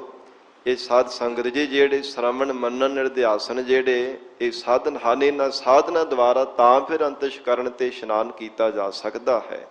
ਤੇ ਹਜ਼ੂਰ ਨੇ ਇਉਂ ਫਰਮਾਨ ਕੀਤਾ, ਕਿੰਨਾ ਕਿੰਨਾ ਗੁਰਮੁਖਾਂ ਨੇ ਇਹ ਅੰਤਸ਼ਕਰਨ ਰੂਪੀ ਤੀਰਥ ਤੇ ਮਨ ਨੂੰ ਪਵਿੱਤਰ ਕਰਨ ਦੇ ਵਾਸਤੇ ਇਸ਼ਨਾਨ ਕੀਤਾ, ਜਿਨ੍ਹਾਂ ਨੇ ਸਤਿਗੁਰੂ ਜੀ ਦੇ ਚਰਨਾਂ ਵਿੱਚ ਬੇਨਤੀਆਂ ਕੀਤੀਆਂ ਹਨ। ਜਦੋਂ ਮਹਾਰਾਜ ਸੱਚੇ ਪਾਤਸ਼ਾਹ ਦੇ ਚਰਨਾਂ ਤੇ ਸ਼ਰਧਾ ਧਾਰਨ ਕੀਤੀ ਹੈ, ਉਹਨਾਂ ਤੇ ਮਹਾਰਾਜ ਸੱਚੇ ਪਾਤਸ਼ਾਹ ਜੀ ਨੇ ਕਿਰਪਾ ਕੀਤੀ ਹੈ। ਅੰਤਸ਼ਕਰਨ ਹਿਰਦੇ ਦੇ ਵਿੱਚ ਉਹਨਾਂ ਨੇ ਸਾਧ ਸੰਗਤ ਮਨ ਦਾ ਇਸ਼ਨਾਨ ਕਰਾ ਲੈਣਾ ਕੀਤਾ ਹੈ। ਵਿਣ ਭਾਣੇ ਕੇ ਨਾਏ ਕਰੀ। ਤੇ ਬਿਨਾਂ ਭਾਵਨਾ ਤੋਂ ਬਿਨਾਂ ਸ਼ਰਧਾ ਤੋਂ ਭਲਾ ਕਿਵੇਂ ਕੋਈ ਅੰਤਸ਼ਕਰਨ ਤੀਰਥ ਤੇ ਇਸ਼ਨਾਨ ਕਰ ਸਕਦਾ ਹੈ? ਕਦਾਚਿਤ ਵੀ ਨਹੀਂ। ਵਿਣ ਭਾਣੇ ਕੇ ਨਾਏ ਕਰੀ, ਭਲਾ ਕੌਣ ਹੈ ਦੱਸੋ ਜਿਸ ਨੇ ਭਾਵਨਾ ਤੋਂ ਬਿਨਾਂ ਸ਼ਰਧਾ ਤੋਂ ਬਿਨਾਂ ਪ੍ਰੇਮ ਰੂਪੀ ਜਲ ਤੋਂ ਬਿਨਾਂ ਮਨ ਦੇ ਵਿੱਚ ਅੰਤਸ਼ਕਰਨ ਦੇ ਵਿੱਚ ਕਹਿੰਦੇ ਹਨ ਕਿ ਇਸ਼ਨਾਨ ਕੀਤਾ ਹੋਵੇ। ਜਗਤ ਅੰਦਰ ਕੋਈ ਐਸਾ ਜੀਵ ਨਹੀਂ। ਜੇਤੀ ਸਿਰਠ ਉਪਾਈ ਵੇਖਾ। ਮਹਾਰਾਜ ਸੱਚੇ ਪਾਤਸ਼ਾਹ ਹਜ਼ੂਰ ਕਹਿੰਦੇ ਹਨ, ਜਿਤਨੀ ਵੀ ਇਹ ਸ੍ਰਿਸ਼ਟੀ ਪਰਮੇਸ਼ਰ ਨੇ ਪੈਦਾ ਕੀਤੀ ਹੈ, ਆਪ ਦ੍ਰਿਸ਼ਟਾਮਾਨ ਰੂਪ ਹੋ ਕੇ ਪਰਮੇਸ਼ਰ ਸਾਰੀ ਸ੍ਰਿਸ਼ਟੀ ਨੂੰ ਦੇਖ ਰਿਹਾ ਹੈ। ਆਪ ਜਗਤ ਅੰਦਰ ਕਿਸ ਦੇ ਮਨ ਦੇ ਵਿੱਚ ਭਾਵਨਾ ਹੈ, ਕਿਸ ਨੇ ਮਨ ਵਿੱਚ ਛਲ ਧਾਰਨ ਕੀਤਾ ਹੈ, ਪਰਮੇਸ਼ਰ ਆਪ ਸਰਬੱਗ ਜੀਵਾਂ ਨੂੰ ਦੇਖ ਰਿਹਾ ਹੈ, ਕਿਉਂਕਿ ਅੰਤਰਜਾਮੀ ਹੈ ਔਰ ਸਰਬ ਵਿਆਪਕ ਹੈ। ਭਾਵੇਂ ਕਿਸੇ ਵੀ ਥਾਂ ਤੇ ਕੋਈ ਜੀਵ ਚਲਿਆ ਜਾਵੇ, ਰੱਬ ਤੋਂ ਓਲੇ ਨਹੀਂ ਹੋ ਸਕਦਾ। ਪਰਮੇਸ਼ਰ ਸਰਬ ਵਿਆਪਕ ਹੈ, ਸਭ ਥਾਵਾਂ ਤੇ ਘਾਟਾਂ ਘਾਟਾਂ ਅੰਦਰ ਵਰਤਦਾ ਹੈ। ਇਸ ਲਈ ਪਾਤਸ਼ਾਹ ਜੀ ਨੇ ਫਰਮਾਨ ਕੀਤਾ, ਜੇਤੀ ਸਿਰਠ ਉਪਾਈ ਵੇਖਾ। ਜਿਤਨੀ ਵੀ ਸ੍ਰਿਸ਼ਟੀ ਪਰਮੇਸ਼ਰ ਨੇ ਉਤਪੰਨ ਕੀਤੀ ਹੈ, ਆਪ ਦ੍ਰਿਸ਼ਟਾਮਾਨ ਰੂਪ ਹੋ ਕਰਕੇ ਪਰਮੇਸ਼ਰ ਦੇਖ ਰਿਹਾ ਹੈ। ਵਿਣ ਕਰਮਾ ਕੇ ਮਿਲੈ ਲਈ। ਮਹਾਰਾਜ ਸੱਚੇ ਪਾਤਸ਼ਾਹ ਹਜ਼ੂਰ ਨੇ ਇਹ ਬਖਸ਼ਿਸ਼ ਕੀਤੀ, ਕਹਿੰਦੇ ਹਨ, ਬਿਨ ਕਰਮਾ ਕੇ, ਬਿਨਾਂ ਕਰਮਾਂ ਤੋਂ ਕਰਮ ਹੁੰਦੇ ਹਨ ਬਖਸ਼ਿਸ਼। ਬਿਨਾਂ ਬਖਸ਼ਿਸ਼ ਤੋਂ ਸਾਧ ਸੰਗਤ ਜੀ ਕੋਈ ਦਾਤ ਨਹੀਂ ਜੀਵ ਨੂੰ ਪ੍ਰਾਪਤ ਹੋ ਸਕਦੀ। ਕਰਮਾ ਕਿਰਪਾ ਦਾ ਵੀ ਅਰਥਵਾਚਕ ਬਣਦਾ। ਬਿਨਾਂ ਸਤਿਗੁਰੂ ਜੀ ਦੀ ਕਿਰਪਾ ਤੋਂ ਕਰਮਾਂ ਦਿਆਲਤਾ ਵੀ ਬਣਦਾ। ਬਿਨਾਂ ਸਤਿਗੁਰੂ ਜੀ ਦੀ ਦਿਆਲਤਾ ਹੋਣੇ ਤੋਂ ਕੋਈ ਜੀਵ ਨੂੰ ਦਾਤ ਨਹੀਂ ਪ੍ਰਾਪਤ ਹੋ ਸਕਦੀ। ਤੇ ਮਹਾਰਾਜ ਸੱਚੇ ਪਾਤਸ਼ਾਹ ਸਤਿਗੁਰੂ ਜੀ ਨੇ ਤਾਂ ਹੀ ਵਚਨ ਕੀਤੇ ਹੈ, ਸਤਿਗੁਰ ਹੋਏ ਦਇਆਲ ਤਾਂ ਸਰਧਾ ਪੂਰੀ ਹੈ। ਸਤਿਗੁਰ ਹੋਏ ਦਇਆਲ ਨਾ ਕਬਹੂ ਝੂਰੀ ਹੈ। ਸਤਿਗੁਰ ਹੋਏ ਦਇਆਲ ਤਾਂ ਦੁੱਖ ਨਾ ਜਾਣੀ ਹੈ। ਸਤਿਗੁਰ ਹੋਏ ਦਇਆਲ ਤਾਂ ਹਰ ਰੰਗ ਮਾਣੀ ਹੈ। ਸਤਿਗੁਰੂ ਜੀ ਦੀ ਦਇਆਲਤਾ ਹੋਵੇ ਤੇ ਸਾਧ ਸੰਗਤ ਜੀ ਸਭ ਮਨ ਦੀਆਂ ਭਾਵਨਾਵਾਂ ਇੱਛਾਵਾਂ ਪੂਰੀਆਂ ਹੋ ਜਾਂਦੀਆਂ ਹਨ। ਜੇ ਸਤਿਗੁਰੂ ਜੀ ਦੀ ਦਇਆਲਤਾ ਹੋਵੇ ਤੇ ਮਹਾਰਾਜ ਸੱਚੇ ਪਾਤਸ਼ਾਹ ਕਹਿੰਦੇ ਨੇ, ਜਮ ਕਾ ਡਰ ਕੇਹਾ। ਜਮਾਂ ਦਾ ਭਲਾ ਡਰ ਕਿਉਂ ਮਨ ਦੇ ਵਿੱਚ ਵਿਆਪ ਸਕਦਾ ਹੈ? ਕਿਸੇ ਪ੍ਰਕਾਰ ਦਾ ਭੈ ਨਹੀਂ ਮਨ ਦੇ ਵਿੱਚ ਰਹਿੰਦਾ ਜੇ ਸਤਿਗੁਰੂ ਜੀ ਦਇਆਲੂ ਹੋ ਜਾਣ। ਤੇ ਸਤਿਗੁਰੂ ਜੀ ਕਿਹਨਾਂ ਤੇ ਦਇਆਲੂ ਹੁੰਦੇ ਹੈ? ਮਹਾਰਾਜ ਸੱਚੇ ਪਾਤਸ਼ਾਹ ਕਹਿੰਦੇ, ਜਿਨ੍ਹਾਂ ਤੇ ਮਹਾਰਾਜ ਸੱਚੇ ਪਾਤਸ਼ਾਹ ਜੀ ਨੇ ਕਿਰਪਾ ਕੀਤੀ ਹੈ, ਜਿਨ੍ਹਾਂ ਦੇ ਹਿਰਦੇ ਅੰਦਰ ਸਤਿਗੁਰਾਂ ਨੇ ਸ਼ਰਧਾ ਦੀ ਦਾਤ ਬਖਸ਼ੀ ਹੈ, ਜਿਨ੍ਹਾਂ ਦੇ ਹਿਰਦੇ ਅੰਦਰ ਭਾਵਨਾ ਪਰਮੇਸ਼ਰ ਨੇ ਬਖਸ਼ਿਸ਼ ਕੀਤੀ ਹੈ, ਤਿੰਨਾਂ ਗੁਰ ਸਿੱਖਾਂ ਤੇ ਮਹਾਰਾਜ ਸੱਚੇ ਪਾਤਸ਼ਾਹ ਜੀ ਨੇ ਦਇਆਲੂ ਹੋ ਜਾਣਾ ਕੀਤਾ। ਫਿਰ ਇਹੀ ਪੰਕਤੀ ਪੜੋ ਜੀ। ਜੇਤੀ ਸਿਰਠ ਉਪਾਈ ਵੇਖਾ। ਜਿਤਨੀ ਸ੍ਰਿਸ਼ਟੀ ਪਰਮੇਸ਼ਰ ਨੇ ਪੈਦਾ ਕੀਤੀ ਹੈ, ਆਪ ਸਰਬੱਗ ਜੀਵਾਂ ਰੂਪ ਹੋ ਕਰਕੇ ਪਰਮੇਸ਼ਰ ਆਪ ਦੇਖਦਾ ਪਿਆ ਹੈ। ਉਪਾਈ ਵੇਖਾ ਤੇ ਸਭ ਨੇਤਰਾਂ ਰੂਪ ਹੋ ਕੇ ਪਰਮੇਸ਼ਰ ਆਪ ਹੀ ਦੇਖ ਰਿਹਾ ਹੈ। ਵਿਣ ਕਰਮਾ ਕੇ ਮਿਲੈ ਲਈ। ਮਹਾਰਾਜ ਸੱਚੇ ਪਾਤਸ਼ਾਹ ਕਹਿੰਦੇ ਹੈ, ਸਿੱਖੋ, ਵਿਣ ਕਰਮਾ, ਬਿਨਾਂ ਕਮਾਈ ਕੀਤਿਆਂ ਜੀਵਨ ਦੇ ਵਿੱਚ ਕਦੇ ਅਕਾਲ ਪੁਰਖ ਵਾਹਿਗੁਰੂ ਦੇ ਸਰੂਪ ਦੀ ਪ੍ਰਾਪਤੀ ਨਹੀਂ ਹੋ ਸਕਦੀ। ਕਦੇ ਵਾਹਿਗੁਰੂ ਦੇ ਸਰੂਪ ਰੂਪੀ ਘਰ ਨੂੰ ਨਹੀਂ ਲਿਆ ਜਾ ਸਕਦਾ। ਵਾਹਿਗੁਰੂ ਦੀ ਅਭੇਦਤਾ ਨੂੰ ਨਹੀਂ ਲਿਆ ਜਾ ਸਕਦਾ ਜੇ ਜੀਵਨ ਦੇ ਵਿੱਚ ਜਪ ਤਪ ਦਾ ਸੇਵਾ ਸਿਮਰਨ ਦੀ ਕਮਾਈ ਨਾ ਕੀਤੀ ਜਾਵੇ ਤਾਂ। ਵਿਣ ਕਰਮਾ ਕੇ ਮਿਲੈ ਲਈ। ਦੱਸੋ ਭਲਾ ਕਿਸ ਨੂੰ ਕੀ ਮਿਲਿਆ? ਨਹੀਂ ਕੁਝ ਮਿਲਣਾ ਕੀਤਾ। ਜੇ ਮਿਲਿਆ ਵੀ ਹੈ ਤੇ ਭਲਾ ਕੀ ਆਪਣੇ ਕੋਲ ਰੱਖਿਆ? ਕੁਝ ਨਹੀਂ ਰੱਖਣਾ ਕੀਤਾ, ਕੁਝ ਰੱਖ ਹੀ ਨਹੀਂ ਸਕਿਆ। ਜਿਵੇਂ ਉਹ ਲੱਕੜਹਾਰਾ ਬਿਨਾਂ ਕਰਮਾਂ ਤੋਂ ਇੰਨਾ ਕੁਝ ਮਿਲਣ ਦੇ ਬਾਵਜੂਦ ਵੀ ਕੁਝ ਸਾਧ ਸੰਗਤ ਜੀ ਪ੍ਰਾਪਤ ਨਹੀਂ ਕਰ ਸਕਿਆ। ਮਿਲਿਆ ਤਾਂ ਸੀਗਾ ਪਰ ਉਹਦੇ ਤੋਂ ਲਾਹਾ ਤਾਂ ਨਹੀਂ ਨਾ ਕੁਝ ਲੈ ਸਕਿਆ। ਇਸ ਲਈ ਮਹਾਰਾਜ ਸੱਚੇ ਪਾਤਸ਼ਾਹ ਕਹਿੰਦੇ ਬਿਨਾਂ ਕਮਾਈ ਕੀਤਿਆਂ ਜੀਵਨ ਦੇ ਅੰਦਰ ਕਦੇ ਕੁਝ ਪ੍ਰਾਪਤ ਨਹੀਂ ਹੋ ਸਕਦਾ। ਮਤ ਵਿੱਚ ਰਤਨ ਜਵਾਹਰ ਮਾਣਿਕ। ਮਹਾਰਾਜ ਸੱਚੇ ਪਾਤਸ਼ਾਹ ਕਹਿੰਦੇ ਹਨ ਹੈ ਜੀਵ, ਤੇਰੀ ਮਤ ਦੇ ਅੰਦਰ ਹੀ ਜੋ ਗਿਆਨ ਰੂਪੀ ਜਵਾਹਰ ਹੈ। ਫਿਰ ਮਹਾਰਾਜ ਸੱਚੇ ਪਾਤਸ਼ਾਹ ਕਹਿੰਦੇ ਪ੍ਰੇਮ ਰੂਪੀ ਮਾਣਕ ਹਨ। ਮਤ ਵਿੱਚ ਰਤਨ ਜਵਾਹਰ ਮਾਣਿਕ, ਫਿਰ ਵੈਰਾਗ ਰੂਪੀ ਰਤਨ ਹੈ। ਪਰ ਇਹਨਾਂ ਦੀ ਪ੍ਰਾਪਤੀ ਕਿਵੇਂ ਹੁੰਦੀ ਹੈ? ਜੇ ਇੱਕ ਗੁਰ ਕੀ ਸਿੱਖ ਸੁਣੀ। ਜੇ ਸਤਿਗੁਰੂ ਜੀ ਦੀ ਇੱਕ ਸਿੱਖਿਆ ਨੂੰ ਸੁਣ ਕੇ ਹਿਰਦੇ ਅੰਦਰ ਧਾਰਨ ਕਰ ਲਵੇ, ਮਹਾਰਾਜ ਸੱਚੇ ਪਾਤਸ਼ਾਹ ਜੀ ਦੀ ਸਿੱਖਿਆ ਨੂੰ ਹਿਰਦੇ ਅੰਦਰ ਵਸਾ ਲਵੇ, ਤੇ ਹਜੂਰ ਕਹਿੰਦੇ ਹਨ ਤੇਰੀ ਆਤਮ ਸ਼ੈਣੀ ਬੁੱਧ ਦੇ ਵਿੱਚੋਂ, ਇਸ ਆਤਮਾ ਮਤ ਦੇ ਵਿੱਚੋਂ ਹੀ ਕਹਿੰਦੇ ਹਨ ਹੀਰੇ ਜਵਾਹਰਾਤ ਮਾਣਕ ਰਤਨ ਮੁੱਢਲੇ ਪਦਾਰਥਾਂ ਦੀ ਪ੍ਰਾਪਤੀ ਹੋ ਸਕਦੀ ਹੈ। ਵੈਰਾਗ ਪ੍ਰੇਮ ਫਿਰ ਰਤਨਾਂ ਦੀ ਤਰ੍ਹਾਂ ਪਰਮੇਸ਼ਰ ਦਾ ਨਾਮ ਜੋ ਅਮੋਲਕ ਹੈ ਉਹ ਪ੍ਰਾਪਤ ਹੋ ਜਾਂਦਾ ਹੈ। ਜੇ ਮਹਾਰਾਜ ਸੱਚੇ ਪਾਤਸ਼ਾਹ ਦੀ ਸਿੱਖਿਆ ਨੂੰ ਜੀਵਨ ਦੇ ਵਿੱਚ ਕਮਾ ਲੈਣਾ ਕਰੇ। ਫਿਰ ਇਹ ਪੰਕਤੀ ਪੜ੍ਹੋ। ਜੇ ਇੱਕ ਗੁਰ ਕੀ ਸਿੱਖ ਸੁਣੀ। ਮਹਾਰਾਜ ਸੱਚੇ ਪਾਤਸ਼ਾਹ ਜੀ ਕਿਵੇਂ ਇਹਨਾਂ ਦੀ ਪ੍ਰਾਪਤੀ ਹੁੰਦੀ ਹੈ? ਹਜੂਰ ਕਹਿੰਦੇ ਹਨ ਜੇ ਸਤਿਗੁਰੂ ਜੀ ਦੀ ਸਿੱਖਿਆ ਸੁਣ ਕੇ ਹਿਰਦੇ ਅੰਦਰ ਧਾਰਨ ਕਰ ਲਵੇ। ਤੇ ਮਹਾਰਾਜ ਸੱਚੇ ਪਾਤਸ਼ਾਹ ਦੀ ਸਿੱਖਿਆ ਕੀ ਹੈ? ਪ੍ਰਥਮ ਰਹਿਤ ਇਹ ਜਾਨ ਖੰਡੇ ਕੀ ਪਾਹੁਲ ਛਕੇ। ਕਹਿੰਦੇ ਹਨ ਪਹਿਲੀ ਸਿੱਖਿਆ ਹੀ ਇਹ ਹੈ ਸਤਿਗੁਰੂ ਗੋਬਿੰਦ ਸਿੰਘ ਸਾਹਿਬ ਮਹਾਰਾਜ ਗੁਰੂ ਕਲਗੀਧਰ ਪਿਤਾ ਜੀ ਦੀ, ਕਿ ਸਭ ਤੋਂ ਪਹਿਲਾਂ ਖੰਡੇ ਬਾਟੇ ਦੀ ਪਾਹੁਲ ਛਕੇ। ਸਿੱਖ ਦੇ ਵਾਸਤੇ ਪਹਿਲੀ ਸਿੱਖਿਆ ਹੀ ਇਹੋ ਹੈ ਕਿ ਗੁਰੂ ਧਾਰਨ ਕਰਨ ਦੇ ਵਾਸਤੇ, ਦੀਕਸ਼ਾ ਦਾਨ ਲੈਣ ਦੇ ਵਾਸਤੇ ਪੰਜਾਂ ਪਿਆਰਿਆਂ ਤੋਂ ਖੰਡੇ ਬਾਟੇ ਦਾ ਅੰਮ੍ਰਿਤ ਛਕੇ, ਪੰਜਾਂ ਕਕਾਰਾਂ ਦਾ ਧਾਰਨੀ ਬਣੇ, ਨਿਤਨੇਮ ਅੰਮ੍ਰਿਤ ਵੇਲਾ ਰਹਿਤ ਮਰਜ਼ਾਦਾ ਦੀ ਪਰਪੱਕਤਾ ਕਰੇ।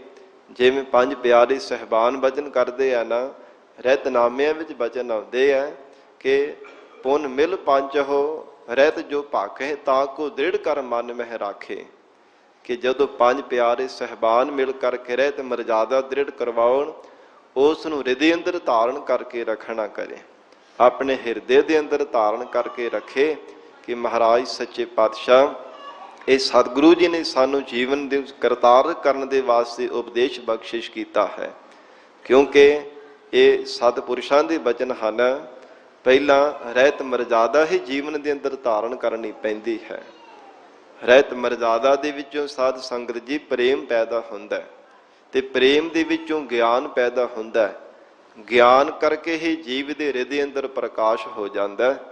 ਤੇ ਜਿੰਨੀ ਦੇਰ ਤੱਕ ਮਰਜ਼ਾਦਾ ਨਹੀਂ ਜੀਵਨ ਦੇ ਅੰਦਰ ਧਾਰਨ ਕੀਤੀ ਜਾਂਦੀ, ਤੇ ਮਹਾਰਾਜ ਸੱਚੇ ਪਾਤਸ਼ਾਹ ਹਜੂਰ ਕਹਿੰਦੇ ਹਨ ਉਹ ਫਿਰ ਸਾਧ ਸੰਗਤ ਜੀਵਨ ਨੂੰ ਕਰਤਾਰਤ ਨਹੀਂ ਕਰ ਸਕਦਾ। ਪਹਿਲੀ ਇਹ ਪੌੜੀ ਦਾ ਡੰਡਾ ਹੀ ਉਹ ਹੈ ਮਰਜ਼ਾਦਾ ਨੂੰ ਜੀਵਨ ਦੇ ਵਿੱਚ ਧਾਰਨ ਕਰਨਾ।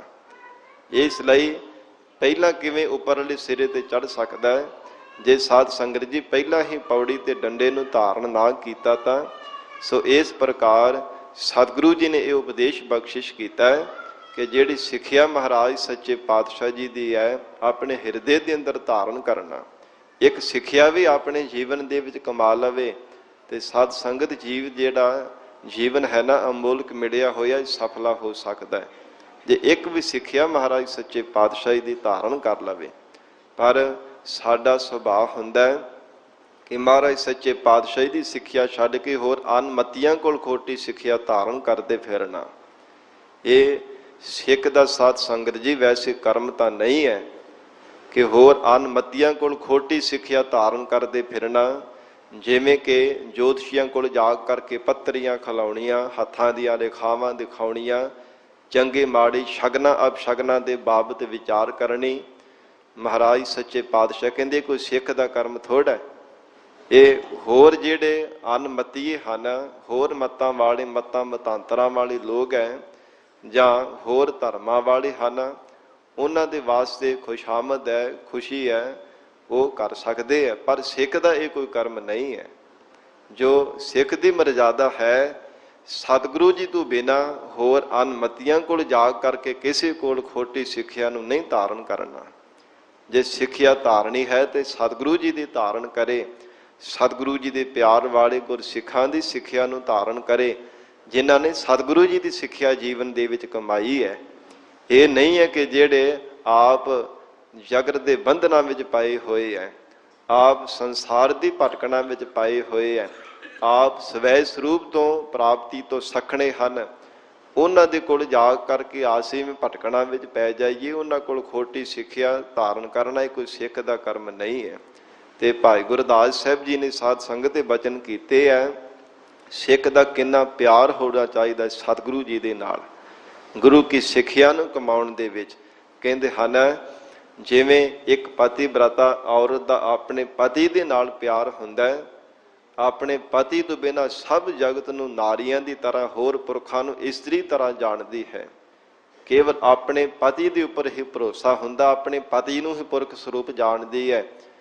ਕਹਿੰਦੇ ਹਨ ਗੁਰਸਿੱਖ ਸੰਗਤ ਮਿਲਾਪ ਕੋ ਪ੍ਰਤਾਪ ਐਸੋ, ਪਤੀ ਬ੍ਰਤ ਏਕ ਟੇਕ ਦੁਬਿਧਾ ਨਿਵਾਰੀ ਹੈ। ਇਉਂ ਸਿੱਖ ਦਾ ਇੰਨਾ ਪਿਆਰ ਹੋਣਾ ਚਾਹੀਦਾ ਸਤਿਗੁਰੂ ਜੀ ਦੇ ਨਾਲ, ਗੁਰੂ ਕੀ ਸਿੱਖਿਆ ਦੇ ਨਾਲ, ਕਿ ਮਹਾਰਾਜ ਸੱਚੇ ਪਾਤਸ਼ਾਹੀ ਦੀ ਸਿੱਖਿਆ ਤੋਂ ਬਿਨਾਂ ਜਗਤ ਦੀਆਂ ਭਾਵੇਂ ਕਿੰਨੀਆਂ ਵੀ ਸਿੱਖਿਆਵਾਂ ਹੋਣ, ਪਰ ਕਿਸੇ ਪ੍ਰਕਾਰ ਕੋਈ ਵੀ ਸਿੱਖਿਆ ਮੇਰੇ ਜੀਵਨ ਨੂੰ ਕਰਤਾਰਥ ਨਹੀਂ ਕਰ ਸਕਦੀ। ਅਨਮਤੀਆਂ ਦੀ ਜੋ ਖੋਟੀਆਂ ਸਿੱਖਿਆਵਾਂ ਹਨ, ਫਿਰ ਸਿੱਖ ਦੀ ਇਹ ਮਰਜ਼ਾਦਾ ਦਰਸਾਈ ਹੈ। ਕਹਿੰਦੇ ਹਨ ਕਿ ਪੂਛਿਤ ਨਾ ਜੋਤਕ ਆਓ ਬੇਰ ਥਿਤ ਵਾਰ, ਕਸ਼ ਗ੍ਰਹਿ ਆਓ ਨਖੱਤਰ ਕੀ ਨਾ ਸ਼ੰਕਾ ਔਰ ਧਾਰੀ ਹੈ। ਸਿੱਖ ਕਦੇ ਜੋਤਸ਼ੀਆਂ ਕੋਲ ਜਾ ਕਰਕੇ ਪੱਤਰੀਆਂ ਨਹੀਂ ਖਿਲਾਉਂਦਾ, ਚੰਗੇ ਮਾੜੇ ਦਿਨਾਂ ਬਾਰੇ, ਸ਼ਗਨਾਂ ਅਪਸ਼ਗਨਾਂ ਦੇ ਬਾਰੇ ਵਿਚਾਰ ਨਹੀਂ ਕਰਦਾ, ਇਹ ਕੋਈ ਸਿੱਖ ਦਾ ਕਰਮ ਨਹੀਂ ਹੈ। ਫਿਰ ਅੱਗੇ ਕਹਿੰਦੇ ਹਨ ਨਾ ਦੇਵੀ ਦੇਵਤਿਆਂ ਦੀ ਪੂਜਾ ਕਰਦਾ, ਨਾ ਹੋਰ ਸੰਸਾਰ ਦੇ ਕਰਮ ਕਾਂਡ ਕਰਦਾ, ਕੇਵਲ ਅਟਲ ਨਿਸ਼ਚਾ ਸਤਿਗੁਰੂ ਜੀ ਦੇ ਆਪਣੇ ਸਿੱਖ ਨੂੰ ਹੁੰਦਾ ਹੈ। ਜਾਣਤ ਨਾ ਲਗਨ ਸਗਨ ਆਨ ਦੇਵ ਸੇਵ, ਕਿ ਹੋਰ ਕਿਸੇ ਦੇਵੀ ਦੇਵਤਿਆਂ ਜਾਂ ਲਗਨਾਂ ਸਗਨਾਂ ਦੇ ਬਾਬਤ ਥੋੜਾ ਵਿਚਾਰ ਕਰਨਾ, ਕਿਉਂਕਿ ਹਜੂਰ ਨੇ ਬਚਨ ਕੀਤੇ ਆ ਨਾ, ਸਗਨ ਅਪ ਸਗਨ ਤਿਸ ਕੋ ਲੱਗਹਿ ਜਿਸ ਚੀਤ ਨਾ ਆਵੈ। ਜਿਸ ਦੇ ਚੇਤੇ ਵਿੱਚ ਰੱਬੀ ਯਾਦ ਨਹੀਂ ਆਉਂਦੀ, ਉਹਨਾਂ ਨੂੰ ਸ਼ਗਨ ਅਪ ਸ਼ਗਨ ਵਿਆਪਦੇ ਹੈ। ਤੇ ਮਹਾਰਾਜ ਸੱਚੇ ਪਾਤਸ਼ਾਹ ਸਤਿਗੁਰੂ ਜੀ ਦੇ ਸਿੱਖ ਜੋ ਮਹਾਰਾਜ ਸੱਚੇ ਪਾਤਸ਼ਾਹ ਜੀ ਨੂੰ ਯਾਦ ਕਰਦੇ, ਉਹਨਾਂ ਨੂੰ ਰੱਤਾ ਭਾਵ ਵੀ ਕੋਈ ਇਹਨਾਂ ਦਾ ਅਸਰ ਨਹੀਂ ਪੈਂਦਾ। ਇਸ ਲਈ ਇਹ ਸਿੱਖ ਦੀ ਰਹਿਣੀ ਹੈ, ਸਿੱਖ ਦੀ ਮਰਜ਼ਾਦਾ ਹੈ ਕਿ ਸਤਿਗੁਰੂ ਜੀ ਦੀ ਸਿੱਖਿਆ ਤੋਂ ਬਿਨਾਂ ਹੋਰ ਕਿਸੇ ਨੂੰ ਨਾ ਧਾਰਨ ਕਰੇ। ਸੋ ਇਸ ਲਈ ਮਹਾਰਾਜ ਸੱਚੇ ਪਾਤਸ਼ਾਹ ਕਹਿੰਦੇ ਆ, ਜੇ ਇੱਕ ਗੁਰ ਕੀ ਸਿੱਖ ਸੁਣੀ, ਜੇ ਇੱਕ ਮਹਾਰਾਜ ਸੱਚੇ ਪਾਤਸ਼ਾਹ ਦੀ ਇੱਕ ਵੀ ਸਿੱਖਿਆ ਜੀਵਨ ਦੇ ਵਿੱਚ ਕਮਾ ਲਈ ਜਾਵੇ, ਤੇ ਮਹਾਰਾਜ ਸੱਚੇ ਪਾਤਸ਼ਾਹ ਹਜੂਰ ਕਹਿੰਦੇ ਹਨ ਸਤਿਗੁਰੂ ਜੀ ਦੇ ਬਖਸ਼ੇ ਹੋਏ ਅਮੋਲਕ ਦਾਤ, ਵੈਰਾਗ, ਪ੍ਰੇਮ ਔਰ ਰਤਨਾਂ ਦੀ ਤਰ੍ਹਾਂ ਸਾਧ ਸੰਗਤ ਜੀ ਅਮੋਲਕ ਜਿਹੜੀ ਵਾਹਿਗੁਰੂ ਦੀ ਨਾਮ ਦੀ ਦਾਤ ਪ੍ਰਾਪਤ ਹੋ ਜਾਂਦੀ ਹੈ। ਗੁਰਾ ਇੱਕ ਦੇਹ ਬੁਝਾਈ। ਧੰਨ ਗੁਰੂ ਨਾਨਕ ਦੇਵ ਸਾਹਿਬ ਮਹਾਰਾਜ ਸੱਚੇ ਪਾਤਸ਼ਾਹ ਹਜੂਰ ਨੇ ਇਹ ਉਪਦੇਸ਼ ਬਖਸ਼ਿਸ਼ ਕੀਤਾ। ਕਹਿੰਦੇ ਹਨ ਪੂਰੇ ਸਤਿਗੁਰੂ ਜੀ ਨੇ ਇਹ ਗੱਲ ਸਮਝਾ ਦਿੱਤੀ ਹੈ, ਪੂਰੇ ਸਤਿਗੁਰਾਂ ਨੇ ਐਸਾ ਇਹ ਤਾਤ ਪਰ ਜੇ ਸੋਝੀ ਵਿੱਚ ਲਿਆਂਦਾ ਹੈ। ਸਭਨਾ ਜੀਆ ਕਾ ਇੱਕ ਦਾਤਾ, ਕਿ ਸਰਬੱਗ ਜੀਵਾਂ ਦਾ ਸ਼੍ਰੋਮਣੀ ਦਾਤਾ ਕੇਵਲ ਇੱਕ ਪਰਮਾਤਮਾ ਹੈ। ਸੋ ਮੈਂ ਵਿਸਰ ਨਾ ਜਾਈ। ਮਹਾਰਾਜ ਸੱਚੇ ਪਾਤਸ਼ਾਹ ਕਹਿੰਦੇ ਹੈ ਸਿੱਖੋ, ਇਉਂ ਬਾਰ-ਬਾਰ ਬੇਨਤੀਆਂ ਕਰਨੀਆਂ ਚਾਹੀਦੀਆਂ ਨੇ ਕਿ ਪਰਮਾਤਮਾ ਆਪ ਜੀ ਦੀ ਯਾਦ ਨਾ ਕਦੇ ਮੈਨੂੰ ਵਿਸਰੇ। ਹੇ ਮਹਾਰਾਜ, ਜਗਤ ਭਾਵੇਂ ਸਾਰਾ ਵਿਸਰ ਜਾਵੇ, ਪਰ ਪਰਮੇਸ਼ਰ ਆਪ ਦੀ ਯਾਦ ਨਾ ਮੇਰੇ ਹਿਰਦੇ ਵਿੱਚੋਂ ਵਿਸਰ ਨਾ ਕਰੇ। ਐਸੀ ਦਾਤ ਮਹਾਰਾਜ ਸੱਚੇ ਪਾਤਸ਼ਾਹ ਸਾਡੀ ਝੋਲੀ ਵਿੱਚ ਪਾਉਣਾ ਕਰੋ। ਸੋ ਮੈਂ ਵਿਸਰ ਨਾ ਜਾਈ। ਜੋ ਗੁਰਸਿੱਖ ਹਨ ਉਹ ਭਾਵਨਾ ਦੇ ਨਾਲ ਪਰਮੇਸ਼ਰ ਨੂੰ ਯਾਦ ਕਰਦੇ ਹੈ। ਇਉਂ ਬਾਰ-ਬਾਰ ਵਾਹਿਗੁਰੂ ਦੇ ਗੁਣਾਂ ਨੂੰ ਯਾਦ ਕਰ ਕਰਕੇ ਕਹਿੰਦੇ ਹਨ ਪਰਮਾਤਮਾ ਸਾਰੀ ਸ੍ਰਿਸ਼ਟੀ ਨੂੰ ਆਪ ਨੇ ਦਾਤਾਂ ਬਖਸ਼ੀਆਂ ਨੇ। ਕਿਵੇਂ ਯਾਦ ਰੱਖਦੇ ਪਰਮਾਤਮਾ ਨੂੰ? ਜਦੋਂ ਸਾਧ ਸੰਗਤ ਜੀ ਕਿਤੇ ਵੀ ਕਾਰਜ ਵਾਸਤੇ ਚੱਲਣਾ ਹੁੰਦਾ ਤੇ ਉਦੋਂ ਵੀ ਪਰਮੇਸ਼ਰ ਦੇ ਚਰਨਾਂ ਵਿੱਚ ਅਰਦਾਸ ਕਰਦੇ ਹਨ। ਕਾਰਜ ਕਰਕੇ ਆ ਕੇ ਫਿਰ ਸ਼ੁਕਰਾਨੇ ਦੀ ਅਰਦਾਸ ਕਰਦੇ ਹੈ ਕਿਸੇ ਵੀ ਕਾਰਜ ਨੂੰ ਜਾਣਾ ਹੈ ਤਾਂ ਵੀ ਗੁਰੂ ਚਰਨਾਂ ਵਿੱਚ ਜੋਦੜੀ ਉਹ ਪਰਮੇਸ਼ਰ ਨੂੰ ਕਦੇ ਵਿਸਾਰਦੇ ਹੀ ਨਹੀਂ। ਭੋਜਨ ਪ੍ਰਸ਼ਾਦਾ ਛਕਣ ਲੱਗਿਆ ਉਦੋਂ ਵੀ ਸਤਿਗੁਰੂ ਜੀ ਦੇ ਚਰਨਾਂ ਵਿੱਚ ਅਰਦਾਸ ਕਰਨੀ ਹੈ, ਸ਼ੁਕਰਾਨਾ ਕਰਨਾ ਹੈ। ਤੇ ਫਿਰ ਧੰਨਵਾਦ ਕਰਨ ਦਾ ਬਾਅਦ ਛਕ ਕਰਕੇ ਫਿਰ ਵੀ ਸਾਧ ਸੰਗਤ ਜੀ ਸ਼ੁਕਰਾਨਾ ਕਰਨਾ ਹੈ। ਸੋ ਮੈਂ ਵਿਸਰ ਨਾ ਜਾਈ, ਉਹ ਕਦੇ ਵਿਸਾਰਦੇ ਨਹੀਂ ਆਪਣੇ ਹਿਰਦੇ ਵਿੱਚੋਂ। ਜਪਦਿਆਂ ਹੋਇਆਂ ਵੀ, ਹਰ ਸਮੇਂ ਚੱਲਦਿਆਂ ਫਿਰਦਿਆਂ ਵੀ ਪਰਮੇਸ਼ਰ ਨੂੰ ਯਾਦ ਕਰਦੇ ਨੇ ਤੇ ਮੁਖ ਦੇ ਵਿੱਚ ਗਰਾਹੀ ਪਾ ਕਰਕੇ ਫੇਰ ਵੀ ਹਿਰਦੇ ਅੰਦਰ ਵਾਹਿਗੁਰੂ ਵਾਹਿਗੁਰੂ ਨਾਮ ਦੀ ਚਰਨਾਹਟ ਉਹਨਾਂ ਦੇ ਚੱਲਦੀ ਹੈ। ਐਸਾ ਗੁਰਮੁਖਾਂ ਦਾ ਜੀਵਨ ਹੈ। ਮਹਾਰਾਜ ਸੱਚੇ ਪਾਤਸ਼ਾਹ ਸਤਿਗੁਰੂ ਜੀ ਨੇ ਇਸ ਜਪ ਸਾਹਿਬ ਦੀ 6ਵੀਂ ਪੌੜੀ ਦੇ ਅੰਦਰ ਜੋ ਸਾਨੂੰ ਸਾਧ ਸੰਗਤ ਜੀ ਇਹ ਉਪਦੇਸ਼ ਬਖਸ਼ਿਸ਼ ਕੀਤਾ ਹੈ, ਇਹ ਸਾਨੂੰ ਅੱਜ ਸਮਝਣ ਦੀ ਲੋੜ ਹੈ। ਕਿਉਂਕਿ ਸਤਿਗੁਰਾਂ ਨੇ ਦੋਵੇਂ ਪੱਖ ਰੱਖ ਕਰਕੇ ਸਾਨੂੰ ਉਪਦੇਸ਼ ਦਿੱਤਾ ਹੈ। ਤਾਂ ਹੀ ਪਹਿਲਾਂ ਪ੍ਰਾਰੰਭਤਾ ਦੇ ਵਿੱਚ ਬੇਨਤੀ ਕੀਤੀ ਸੀ ਕਿ ਇਕੱਲਾ ਇੱਕੋ ਪੱਖ ਨਹੀਂ ਸਾਨੂੰ ਸਮਝਣਾ ਚਾਹੀਦਾ ਹੈ, ਦੋਵੇਂ ਪੱਖ ਸਮਝਣੇ ਚਾਹੀਦੇ ਹੈ। ਜੇ ਇੱਕੋ ਹੀ ਪੱਖ ਸਮਝਦੇ ਹਾਂ ਤੇ ਫਿਰ ਜੇ ਇਕੱਲਾ ਸਾਧ ਸੰਗਤ ਜੀ ਤੀਰਥ ਇਸ਼ਨਾਨ ਵਾਲਾ ਸਮਝ ਲਈਏ ਤਾਂ ਫਿਰ ਕਰਮ ਕਾਂਡੀ ਬਣ ਜਾਈਦਾ।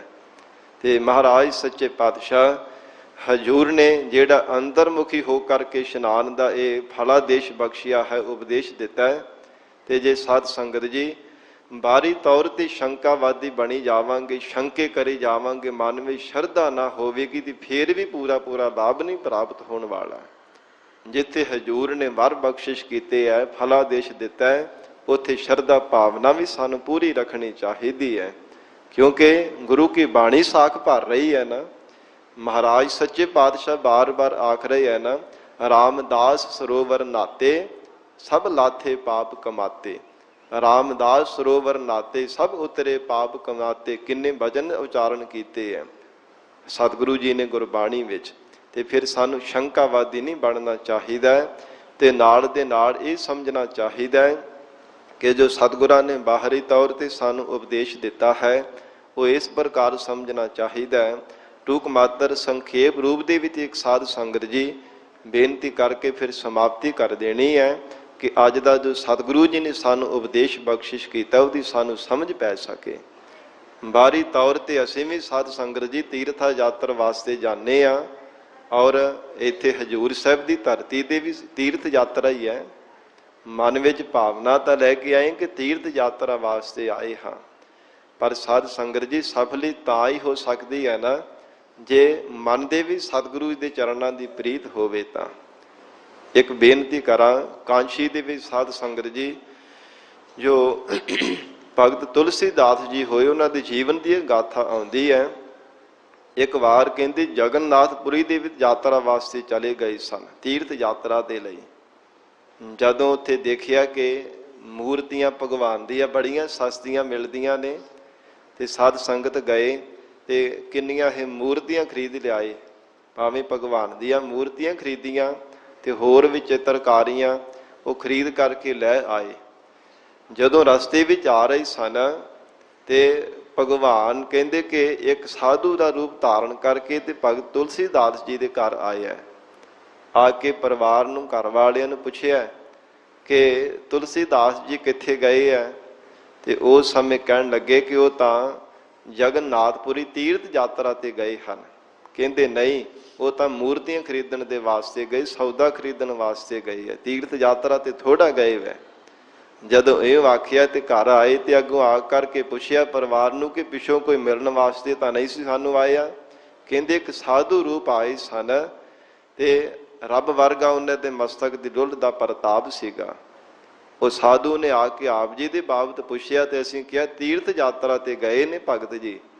ਤੇ ਫਿਰ ਅੱਗੋਂ ਕਹਿਣ ਲੱਗੇ ਨਹੀਂ ਉਹ ਤਾਂ ਸੌਦਾ ਖਰੀਦਣ ਵਾਸਤੇ, ਮੂਰਤੀਆਂ ਖਰੀਦਣ ਵਾਸਤੇ ਗਏ ਆ। ਤੇ ਮਨ ਦੇ ਵਿੱਚ ਫਿਰ ਸਾਧ ਸੰਗਤ ਜੀ ਪਛਤਾਵਾ ਕੀਤਾ ਕਿ ਸੱਚ ਹੀ ਗਿਆ ਤਾਂ ਮੈਂ ਤੀਰਥ ਯਾਤਰਾ ਤੇ ਥੋੜਾ ਸਾ ਧਿਆਨ ਤੇ ਮੂਰਤੀਆਂ ਦੇ ਵਿੱਚ ਲੱਗਾ ਰਿਹਾ ਕਿ ਸਸਤੀਆਂ ਮੂਰਤੀਆਂ ਮਿਲਦੀਆਂ ਨੇ ਤੇ ਮਨਾ ਮੂਰਤੀਆਂ ਇੱਥੋਂ ਖਰੀਦ ਕੇ ਲੈ ਜਾਂਦੇ ਹਾਂ। ਮਨ ਤੇ ਉਧਰ ਜੁੜਿਆ ਰਿਹਾ। ਫਿਰ ਕਹਿੰਦੇ ਹੁਣ ਦੁਬਾਰਾ ਮੈਂ ਜਾਣਾ ਤੇ ਹੁਣ ਤੀਰਥ ਯਾਤਰਾ ਕਰਨ ਜਾਣਾ ਤੇ ਨਾਲੇ ਇਹ ਮੂਰਤੀਆਂ ਵਾਪਸ ਕਰ ਆਵਾਂਗਾ। ਧਿਆਨ ਉਧਰ ਹੀ ਲੱਗਾ ਰਿਹਾ। ਜਦੋਂ ਗਏ ਵਾਪਸ ਕਰਨ ਵਾਸਤੇ ਗਏ ਦੁਬਾਰਾ ਜਗਨਨਾਥਪੁਰੀ, ਤੇ ਫਿਰ ਕਹਿੰਦੇ ਭਗਵਾਨ ਨੇ ਸਾਧੂ ਦਾ ਰੂਪ ਧਾਰਨ ਕੀਤਾ। ਦੁਬਾਰਾ ਫਿਰ ਆ ਕੇ ਪੁੱਛਿਆ, ਕਹਿੰਦੇ ਜੀ ਉਹ ਤਾਂ ਤੀਰਥ ਯਾਤਰਾ ਤੇ ਗਏ। ਕਹਿਣ ਲੱਗੇ ਨਹੀਂ ਨਹੀਂ, ਉਹ ਤਾਂ ਲਿਆਂਦਾ ਗਿਆ ਜਿਹੜਾ ਸੌਦਾ ਸੀ ਨਾ, ਮੂਰਤੀਆਂ ਵਾਪਸ ਕਰਨ ਵਾਸਤੇ ਗਏ ਆ, ਤੀਰਥ ਯਾਤਰਾ ਤੇ ਥੋੜਾ ਗਏ ਆ।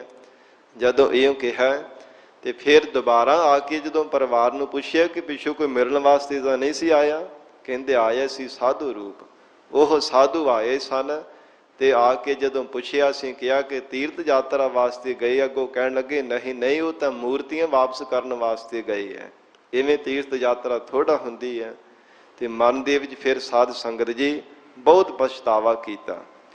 ਕਹਿਣ ਲੱਗੇ ਹੁਣ ਨਿਰਸੰਕਲਪ ਹੋ ਕਰਕੇ ਜਾਣਾ, ਨਿਰਇੱਛਤ ਹੋ ਕਰਕੇ ਜਾਣਾ, ਕੋਈ ਮਨ ਵਿੱਚ ਇੱਛਾ ਨਹੀਂ ਧਾਰਨ ਕਰਨੀ ਕਿਸੇ ਪ੍ਰਕਾਰ ਦੀ। ਤੀਸਰੀ ਵਾਰ ਫਿਰ ਗਏ ਕਿ 2 ਵਾਰ ਕਹਿੰਦੇ ਸਾਡੇ ਜਿਹੜੇ ਕੀਰਤੀ ਤੀਰਥ ਯਾਤਰਾ ਸਫਲੀ ਨਹੀਂ ਹੋਈ, ਮਨ ਵਿੱਚ ਵਿਚਾਰ ਕੀਤੀ। ਤੀਜੀ ਵਾਰ ਨਿਰਇੱਛਤ ਹੋ ਕਰਕੇ ਗਏ। ਫਿਰ ਜਦੋਂ ਤੀਸਰੀ ਵਾਰ ਭਗਵਾਨ ਸਾਧੂ ਰੂਪ ਦੇ ਵਿੱਚ ਆਏ ਨਾ, ਘਰ ਆ ਕੇ ਪੁੱਛਿਆ ਪਰਿਵਾਰ ਨੂੰ ਕਿ ਕਿੱਥੇ ਗਏ ਨੇ ਭਗਤ ਜੀ, ਤੇ ਕਹਿਣ ਲੱਗੇ ਜੀ ਉਹ ਤੀਰਥ ਯਾਤਰਾ ਤੇ ਗਏ। ਫਿਰ ਤੀਜੀ ਵਾਰ ਵਚਨ ਕੀਤਾ, ਹਾਂ ਹੁਣ ਸੱਚੀ ਯਾਤਰਾ ਕਰਨ ਦੇ ਵਾਸਤੇ ਗਏ ਹਨ। ਉਹ ਐਸੀ ਕੀਤੀ ਹੋਈ ਯਾਤਰਾ ਜਿਹੜੀ ਸਫਲੀ ਹੋ ਜਾਂਦੀ, ਇਉਂ ਕਹਿ ਕੇ ਫਿਰ ਅਲੋਪ ਹੋ ਗਏ। ਸੋ ਇਸ ਪ੍ਰਕਾਰ ਸਾਧ ਸੰਗਤ ਜੀ ਸਾਨੂੰ ਇਹਦੀ ਤੋਂ ਸੇਧ ਲੈਣੀ ਚਾਹੀਦੀ ਹੈ। ਇੱਥੇ ਹਜ਼ੂਰ ਸਾਹਿਬ ਦੀ ਧਰਤੀ ਤੇ ਤੀਰਥ ਯਾਤਰਾ ਵਾਸਤੇ ਹੀ ਆਪਾਂ ਆਉਂਦੇ ਹਾਂ, ਤੇ ਅਸੀਂ ਕਰਦੇ ਕੀ ਹਾਂ? ਸਾਧ ਸੰਗਤ ਜੀ ਬਾਜ਼ਾਰਾਂ ਦੇ ਵਿੱਚ ਜਾ ਕੇ ਦੁਕਾਨਾਂ ਤੇ ਫਿਰਦੇ ਹਾਂ, ਬਾਜ਼ਾਰਾਂ ਗਲੀਆਂ ਵਿੱਚ ਜਾ ਕਰਕੇ ਫਿਰਦੇ ਰਹਿੰਦੇ, ਜਿੱਥੋਂ ਕਿਤੇ ਪਤਾ ਲੱਗਦਾ ਕਿ ਸੌਦਾ ਸਸਤਾ ਮਿਲਦਾ, ਝੋਲੇ ਭਰ ਕੇ ਘਰਾਂ ਨੂੰ ਲੈ ਜਾਂਦੇ ਹਾਂ। ਤੇ ਸਾਨੂੰ ਇਹਦੇ ਤੋਂ ਇਹ ਸਮਝ ਲੈਣੀ ਚਾਹੀਦੀ, ਤਾਂ ਬੇਨਤੀ ਕਰ ਰਹੇ ਹਾਂ ਤੇ ਕਰਦੇ ਵੀ ਹਾਂ ਆਪਾਂ। ਸਾਨੂੰ ਸਭ ਨੂੰ ਪਤਾ ਹੀ ਹੈ ਆਉਂਦੇ ਤੀਰਥ ਯਾਤਰਾ ਵਾਸਤੇ ਆ ਕਿ ਸਤਿਗੁਰੂ ਜੀ ਦੀਆਂ ਖੁਸ਼ੀਆਂ ਪ੍ਰਾਪਤ ਕਰਨੀਆਂ, ਪਰ ਬਾਜ਼ਾਰਾਂ ਦੇ ਵੀ ਸੌਦਾ ਖਰੀਦ ਕੇ ਝੋਲੇ ਭਰ ਕੇ ਘਰਾਂ ਨੂੰ ਚਲੇ ਜਾਂਦੇ ਆ। ਕਦੇ ਇਹ ਸਾਧ ਸੰਗਤ ਜੀ ਗੁਰੂ ਕੇ ਦਰਬਾਰ ਦੇ ਵਿੱਚ ਨਹੀਂ ਅਸੀਂ ਬੈਠਦੇ ਭਾਵਨਾ ਦੇ ਨਾਲ, ਸਤ ਸੰਗਤ ਨਹੀਂ ਕਰਦੇ, ਕਦੇ ਸੇਵਾ ਨਹੀਂ ਕਰਦੇ, ਸਿਮਰਨ ਨਹੀਂ ਕਰਦੇ, ਕੇਵਲ ਬਾਜ਼ਾਰਾਂ ਗਲੀਆਂ ਵਿੱਚ ਫਿਰ ਕੇ ਚਲੇ ਜਾਂਦੇ ਆ। ਕਿਹੜੀ ਦੁਕਾਨ ਤੇ ਕਿੰਨਾ ਸਸਤਾ ਸੌਦਾ ਮਿਲਦਾ ਹੈ, ਉਹ ਭਾਵੇਂ ਉੱਥੇ ਕਿੰਨੀ ਵੀ ਦੂਰ ਹੋਵੇ, ਭਾਵੇਂ ਸਾਧ ਸੰਗਤ ਜੀ ਇਹ ਲੱਤਾਂ ਤੋਂ ਤੁਰਿਆ ਨਾ ਜਾਂਦਾ, ਉੱਥੇ ਪੁੱਜ ਕੇ ਵੀ ਆਪਾਂ ਚਲੇ ਜਾਂਦੇ ਆ। ਇਹ ਦੇਖੀਦਾ ਕਈ ਵਾਰ ਕਿੰਨੀ ਉਮਰ ਦੇ ਬਜ਼ੁਰਗ ਹੁੰਦੇ ਤੇ ਬਾਜ਼ਾਰਾਂ ਵਿੱਚ ਤੁਰੇ ਜਾ ਰਹੇ ਹੁੰਦੇ ਆ। ਜੇ ਕਿਤੇ ਘੜੀ ਗੁਰੂ ਚਰਨਾਂ ਵਿੱਚ ਬੈਠਣਾ ਪਵੇ ਤੇ ਸਾਧ ਸੰਗਤ ਬੜਾ ਔਖਾ ਲੱਗਦਾ ਹੈ। ਖਿਮਾ ਕਰਨਾ, ਇਹ ਭਾਵੇਂ ਮਨ ਨੂੰ ਸਾਧ ਸੰਗਤ ਜੀ ਇਵੇਂ ਮਹਿਸੂਸ ਹੋ ਰਿਹਾ ਹੋਵੇ ਸੁਣ ਕਰਕੇ, ਪਰ ਹੈ ਇਹ ਸੱਚ ਹੈ। ਗਰੀਬ ਨਵਾਜ ਸਤਿਗੁਰੂ ਜੀ ਸਾਨੂੰ ਸਭ ਨੂੰ ਸਮੱਤ ਬਖਸ਼ਣ, ਤੇ ਇੱਦਾਂ ਵੀ ਸਾਧ ਸੰਗਤ ਜੀ ਸਾਡੇ ਸਾਹਮਣੇ ਦੇਖਣ ਵਿੱਚ ਆਉਂਦਾ ਹੈ। ਆਖਣਾ ਕਿ ਤੀਰਥ ਯਾਤਰਾ ਵਾਸਤੇ ਹਜ਼ੂਰ ਸਾਹਿਬ ਚੱਲੇ ਤੇ ਨਸ਼ਿਆਂ ਦੀਆਂ ਦੁਕਾਨਾਂ ਤੇ ਖਲੋਤੇ ਹੋਏ ਨਸ਼ਾ ਖਰੀਦਦੇ ਪਏ ਹੁੰਦੇ ਆ। ਇਹ ਕਿੰਨਾ ਕੁ ਸਾਡੇ ਵਾਸਤੇ ਚੰਗਾ ਕਰਮ ਹੈ, ਇਹ ਕਿੰਨੀ ਕੁ ਸਾਡੀ ਇਹ ਯਾਤਰਾ ਕੀਤੀ ਹੋਈ ਸਫਲੀ ਹੋਵੇਗੀ। ਮਹਾਰਾਜ ਸੱਚੇ ਪਾਤਸ਼ਾਹ ਸਾਨੂੰ ਸਭ ਨੂੰ ਸਮੱਤ ਬਖਸ਼ਣ। ਇਸ ਲਈ ਜੇ ਤੀਰਥ ਯਾਤਰਾ ਵਾਸਤੇ ਆਉਂਦੇ ਤੇ ਨਿਰਇੱਛਤ ਹੋ ਕਰਕੇ ਆਉਣਾ ਚਾਹੀਦਾ ਹੈ। ਸਤਿਗੁਰੂ ਜੀ ਦੀਆਂ ਖੁਸ਼ੀਆਂ ਪ੍ਰਾਪਤ ਕਰਨ ਦੇ ਲਈ ਸਤ ਸੰਗਤ ਕਰਨੀ ਚਾਹੀਦੀ ਹੈ, ਸੇਵਾ ਸਿਮਰਨ ਕਰਨਾ ਚਾਹੀਦਾ ਹੈ। ਮਹਾਰਾਜ ਸੱਚੇ ਪਾਤਸ਼ਾਹ ਦੇ ਲੰਗਰਾਂ ਦੇ ਵਿੱਚੋਂ ਤਰ੍ਹਾਂ ਦੇ ਲੰਗਰ ਛਕਦੇ, ਉੱਥੇ ਸ਼ਬਦ ਦਾ ਲੰਗਰ ਵੀ ਸਾਨੂੰ ਛਕਣਾ ਚਾਹੀਦਾ ਹੈ। ਇਹ ਬੇਨਤੀ ਸਾਧ ਸੰਗਤ ਜੀ ਪ੍ਰਵਾਨ ਕਰਨੀ ਜੀ। ਸਤਿਗੁਰੂ ਜੀ ਦੀ ਇਲਾਹੀ ਬਾਣੀ ਦੇ ਵਿਚਾਰ ਕਰਦਿਆਂ ਹੋਈਆਂ ਬੇਅੰਤ ਭੁੱਲਾਂ ਦੀ ਖੇਮਾ ਧੰਨ ਸ੍ਰੀ ਗੁਰੂ ਗ੍ਰੰਥ ਸਾਹਿਬ ਮਹਾਰਾਜ ਆਪ ਸੰਗਤ ਬਖਸ਼ਣਹਾਰ ਹੋ ਬਖਸ਼ ਲੈਣਾ, ਅਗਾਹ ਵਾਸਤੇ ਸਮਤ ਬਖਸ਼ਿਸ਼ ਕਰਨੀ ਜੀ। ਮਹਾਰਾਜ ਸੱਚੇ ਪਾਤਸ਼ਾਹ ਸਤਿਗੁਰੂ ਜੀ ਕਿਰਪਾ ਕਰਨ, ਸਾਨੂੰ ਸਭ ਨੂੰ ਆਪਣੇ ਧਰਮ ਕੋਲੋਂ ਪਿਆਰੀ ਸਿੱਖੀ ਨਾਮ ਦੀ ਦਾਤ ਆਪਣੇ ਚਰਨਾਂ ਦੀ ਪ੍ਰੀਤ ਬਖਸ਼ਿਸ਼ ਕਰਕੇ ਨਿਵਾਜਣ। ਜਿਨ੍ਹਾਂ ਨੂੰ ਸਿੱਖੀ ਬਖਸ਼ੀ ਹੈ ਕਮਾਉਣ ਦਾ ਬਲ ਬਖਸ਼ਣ। ਇਹ ਗੁਰੂ ਚਰਨਾਂ ਵਿੱਚ ਜੋਦੜੀ ਕਰੀਏ। ਦੇਹੋ ਸੱਜਣ ਅਸੀਸੜੀਆ, ਜਿਉ ਹੋਵੈ ਸਾਹਿਬ ਸਿਓ ਮੇਲ। ਗੁਰਾ ਇੱਕ ਦੇਹ 부ਝਾਈ, ਸਭਨਾ ਜੀਆ ਕਾ ਇੱਕ ਦਾਤਾ। ਸੋ ਮੈਂ ਵਿਸਰ ਨਾ ਜਾਈ।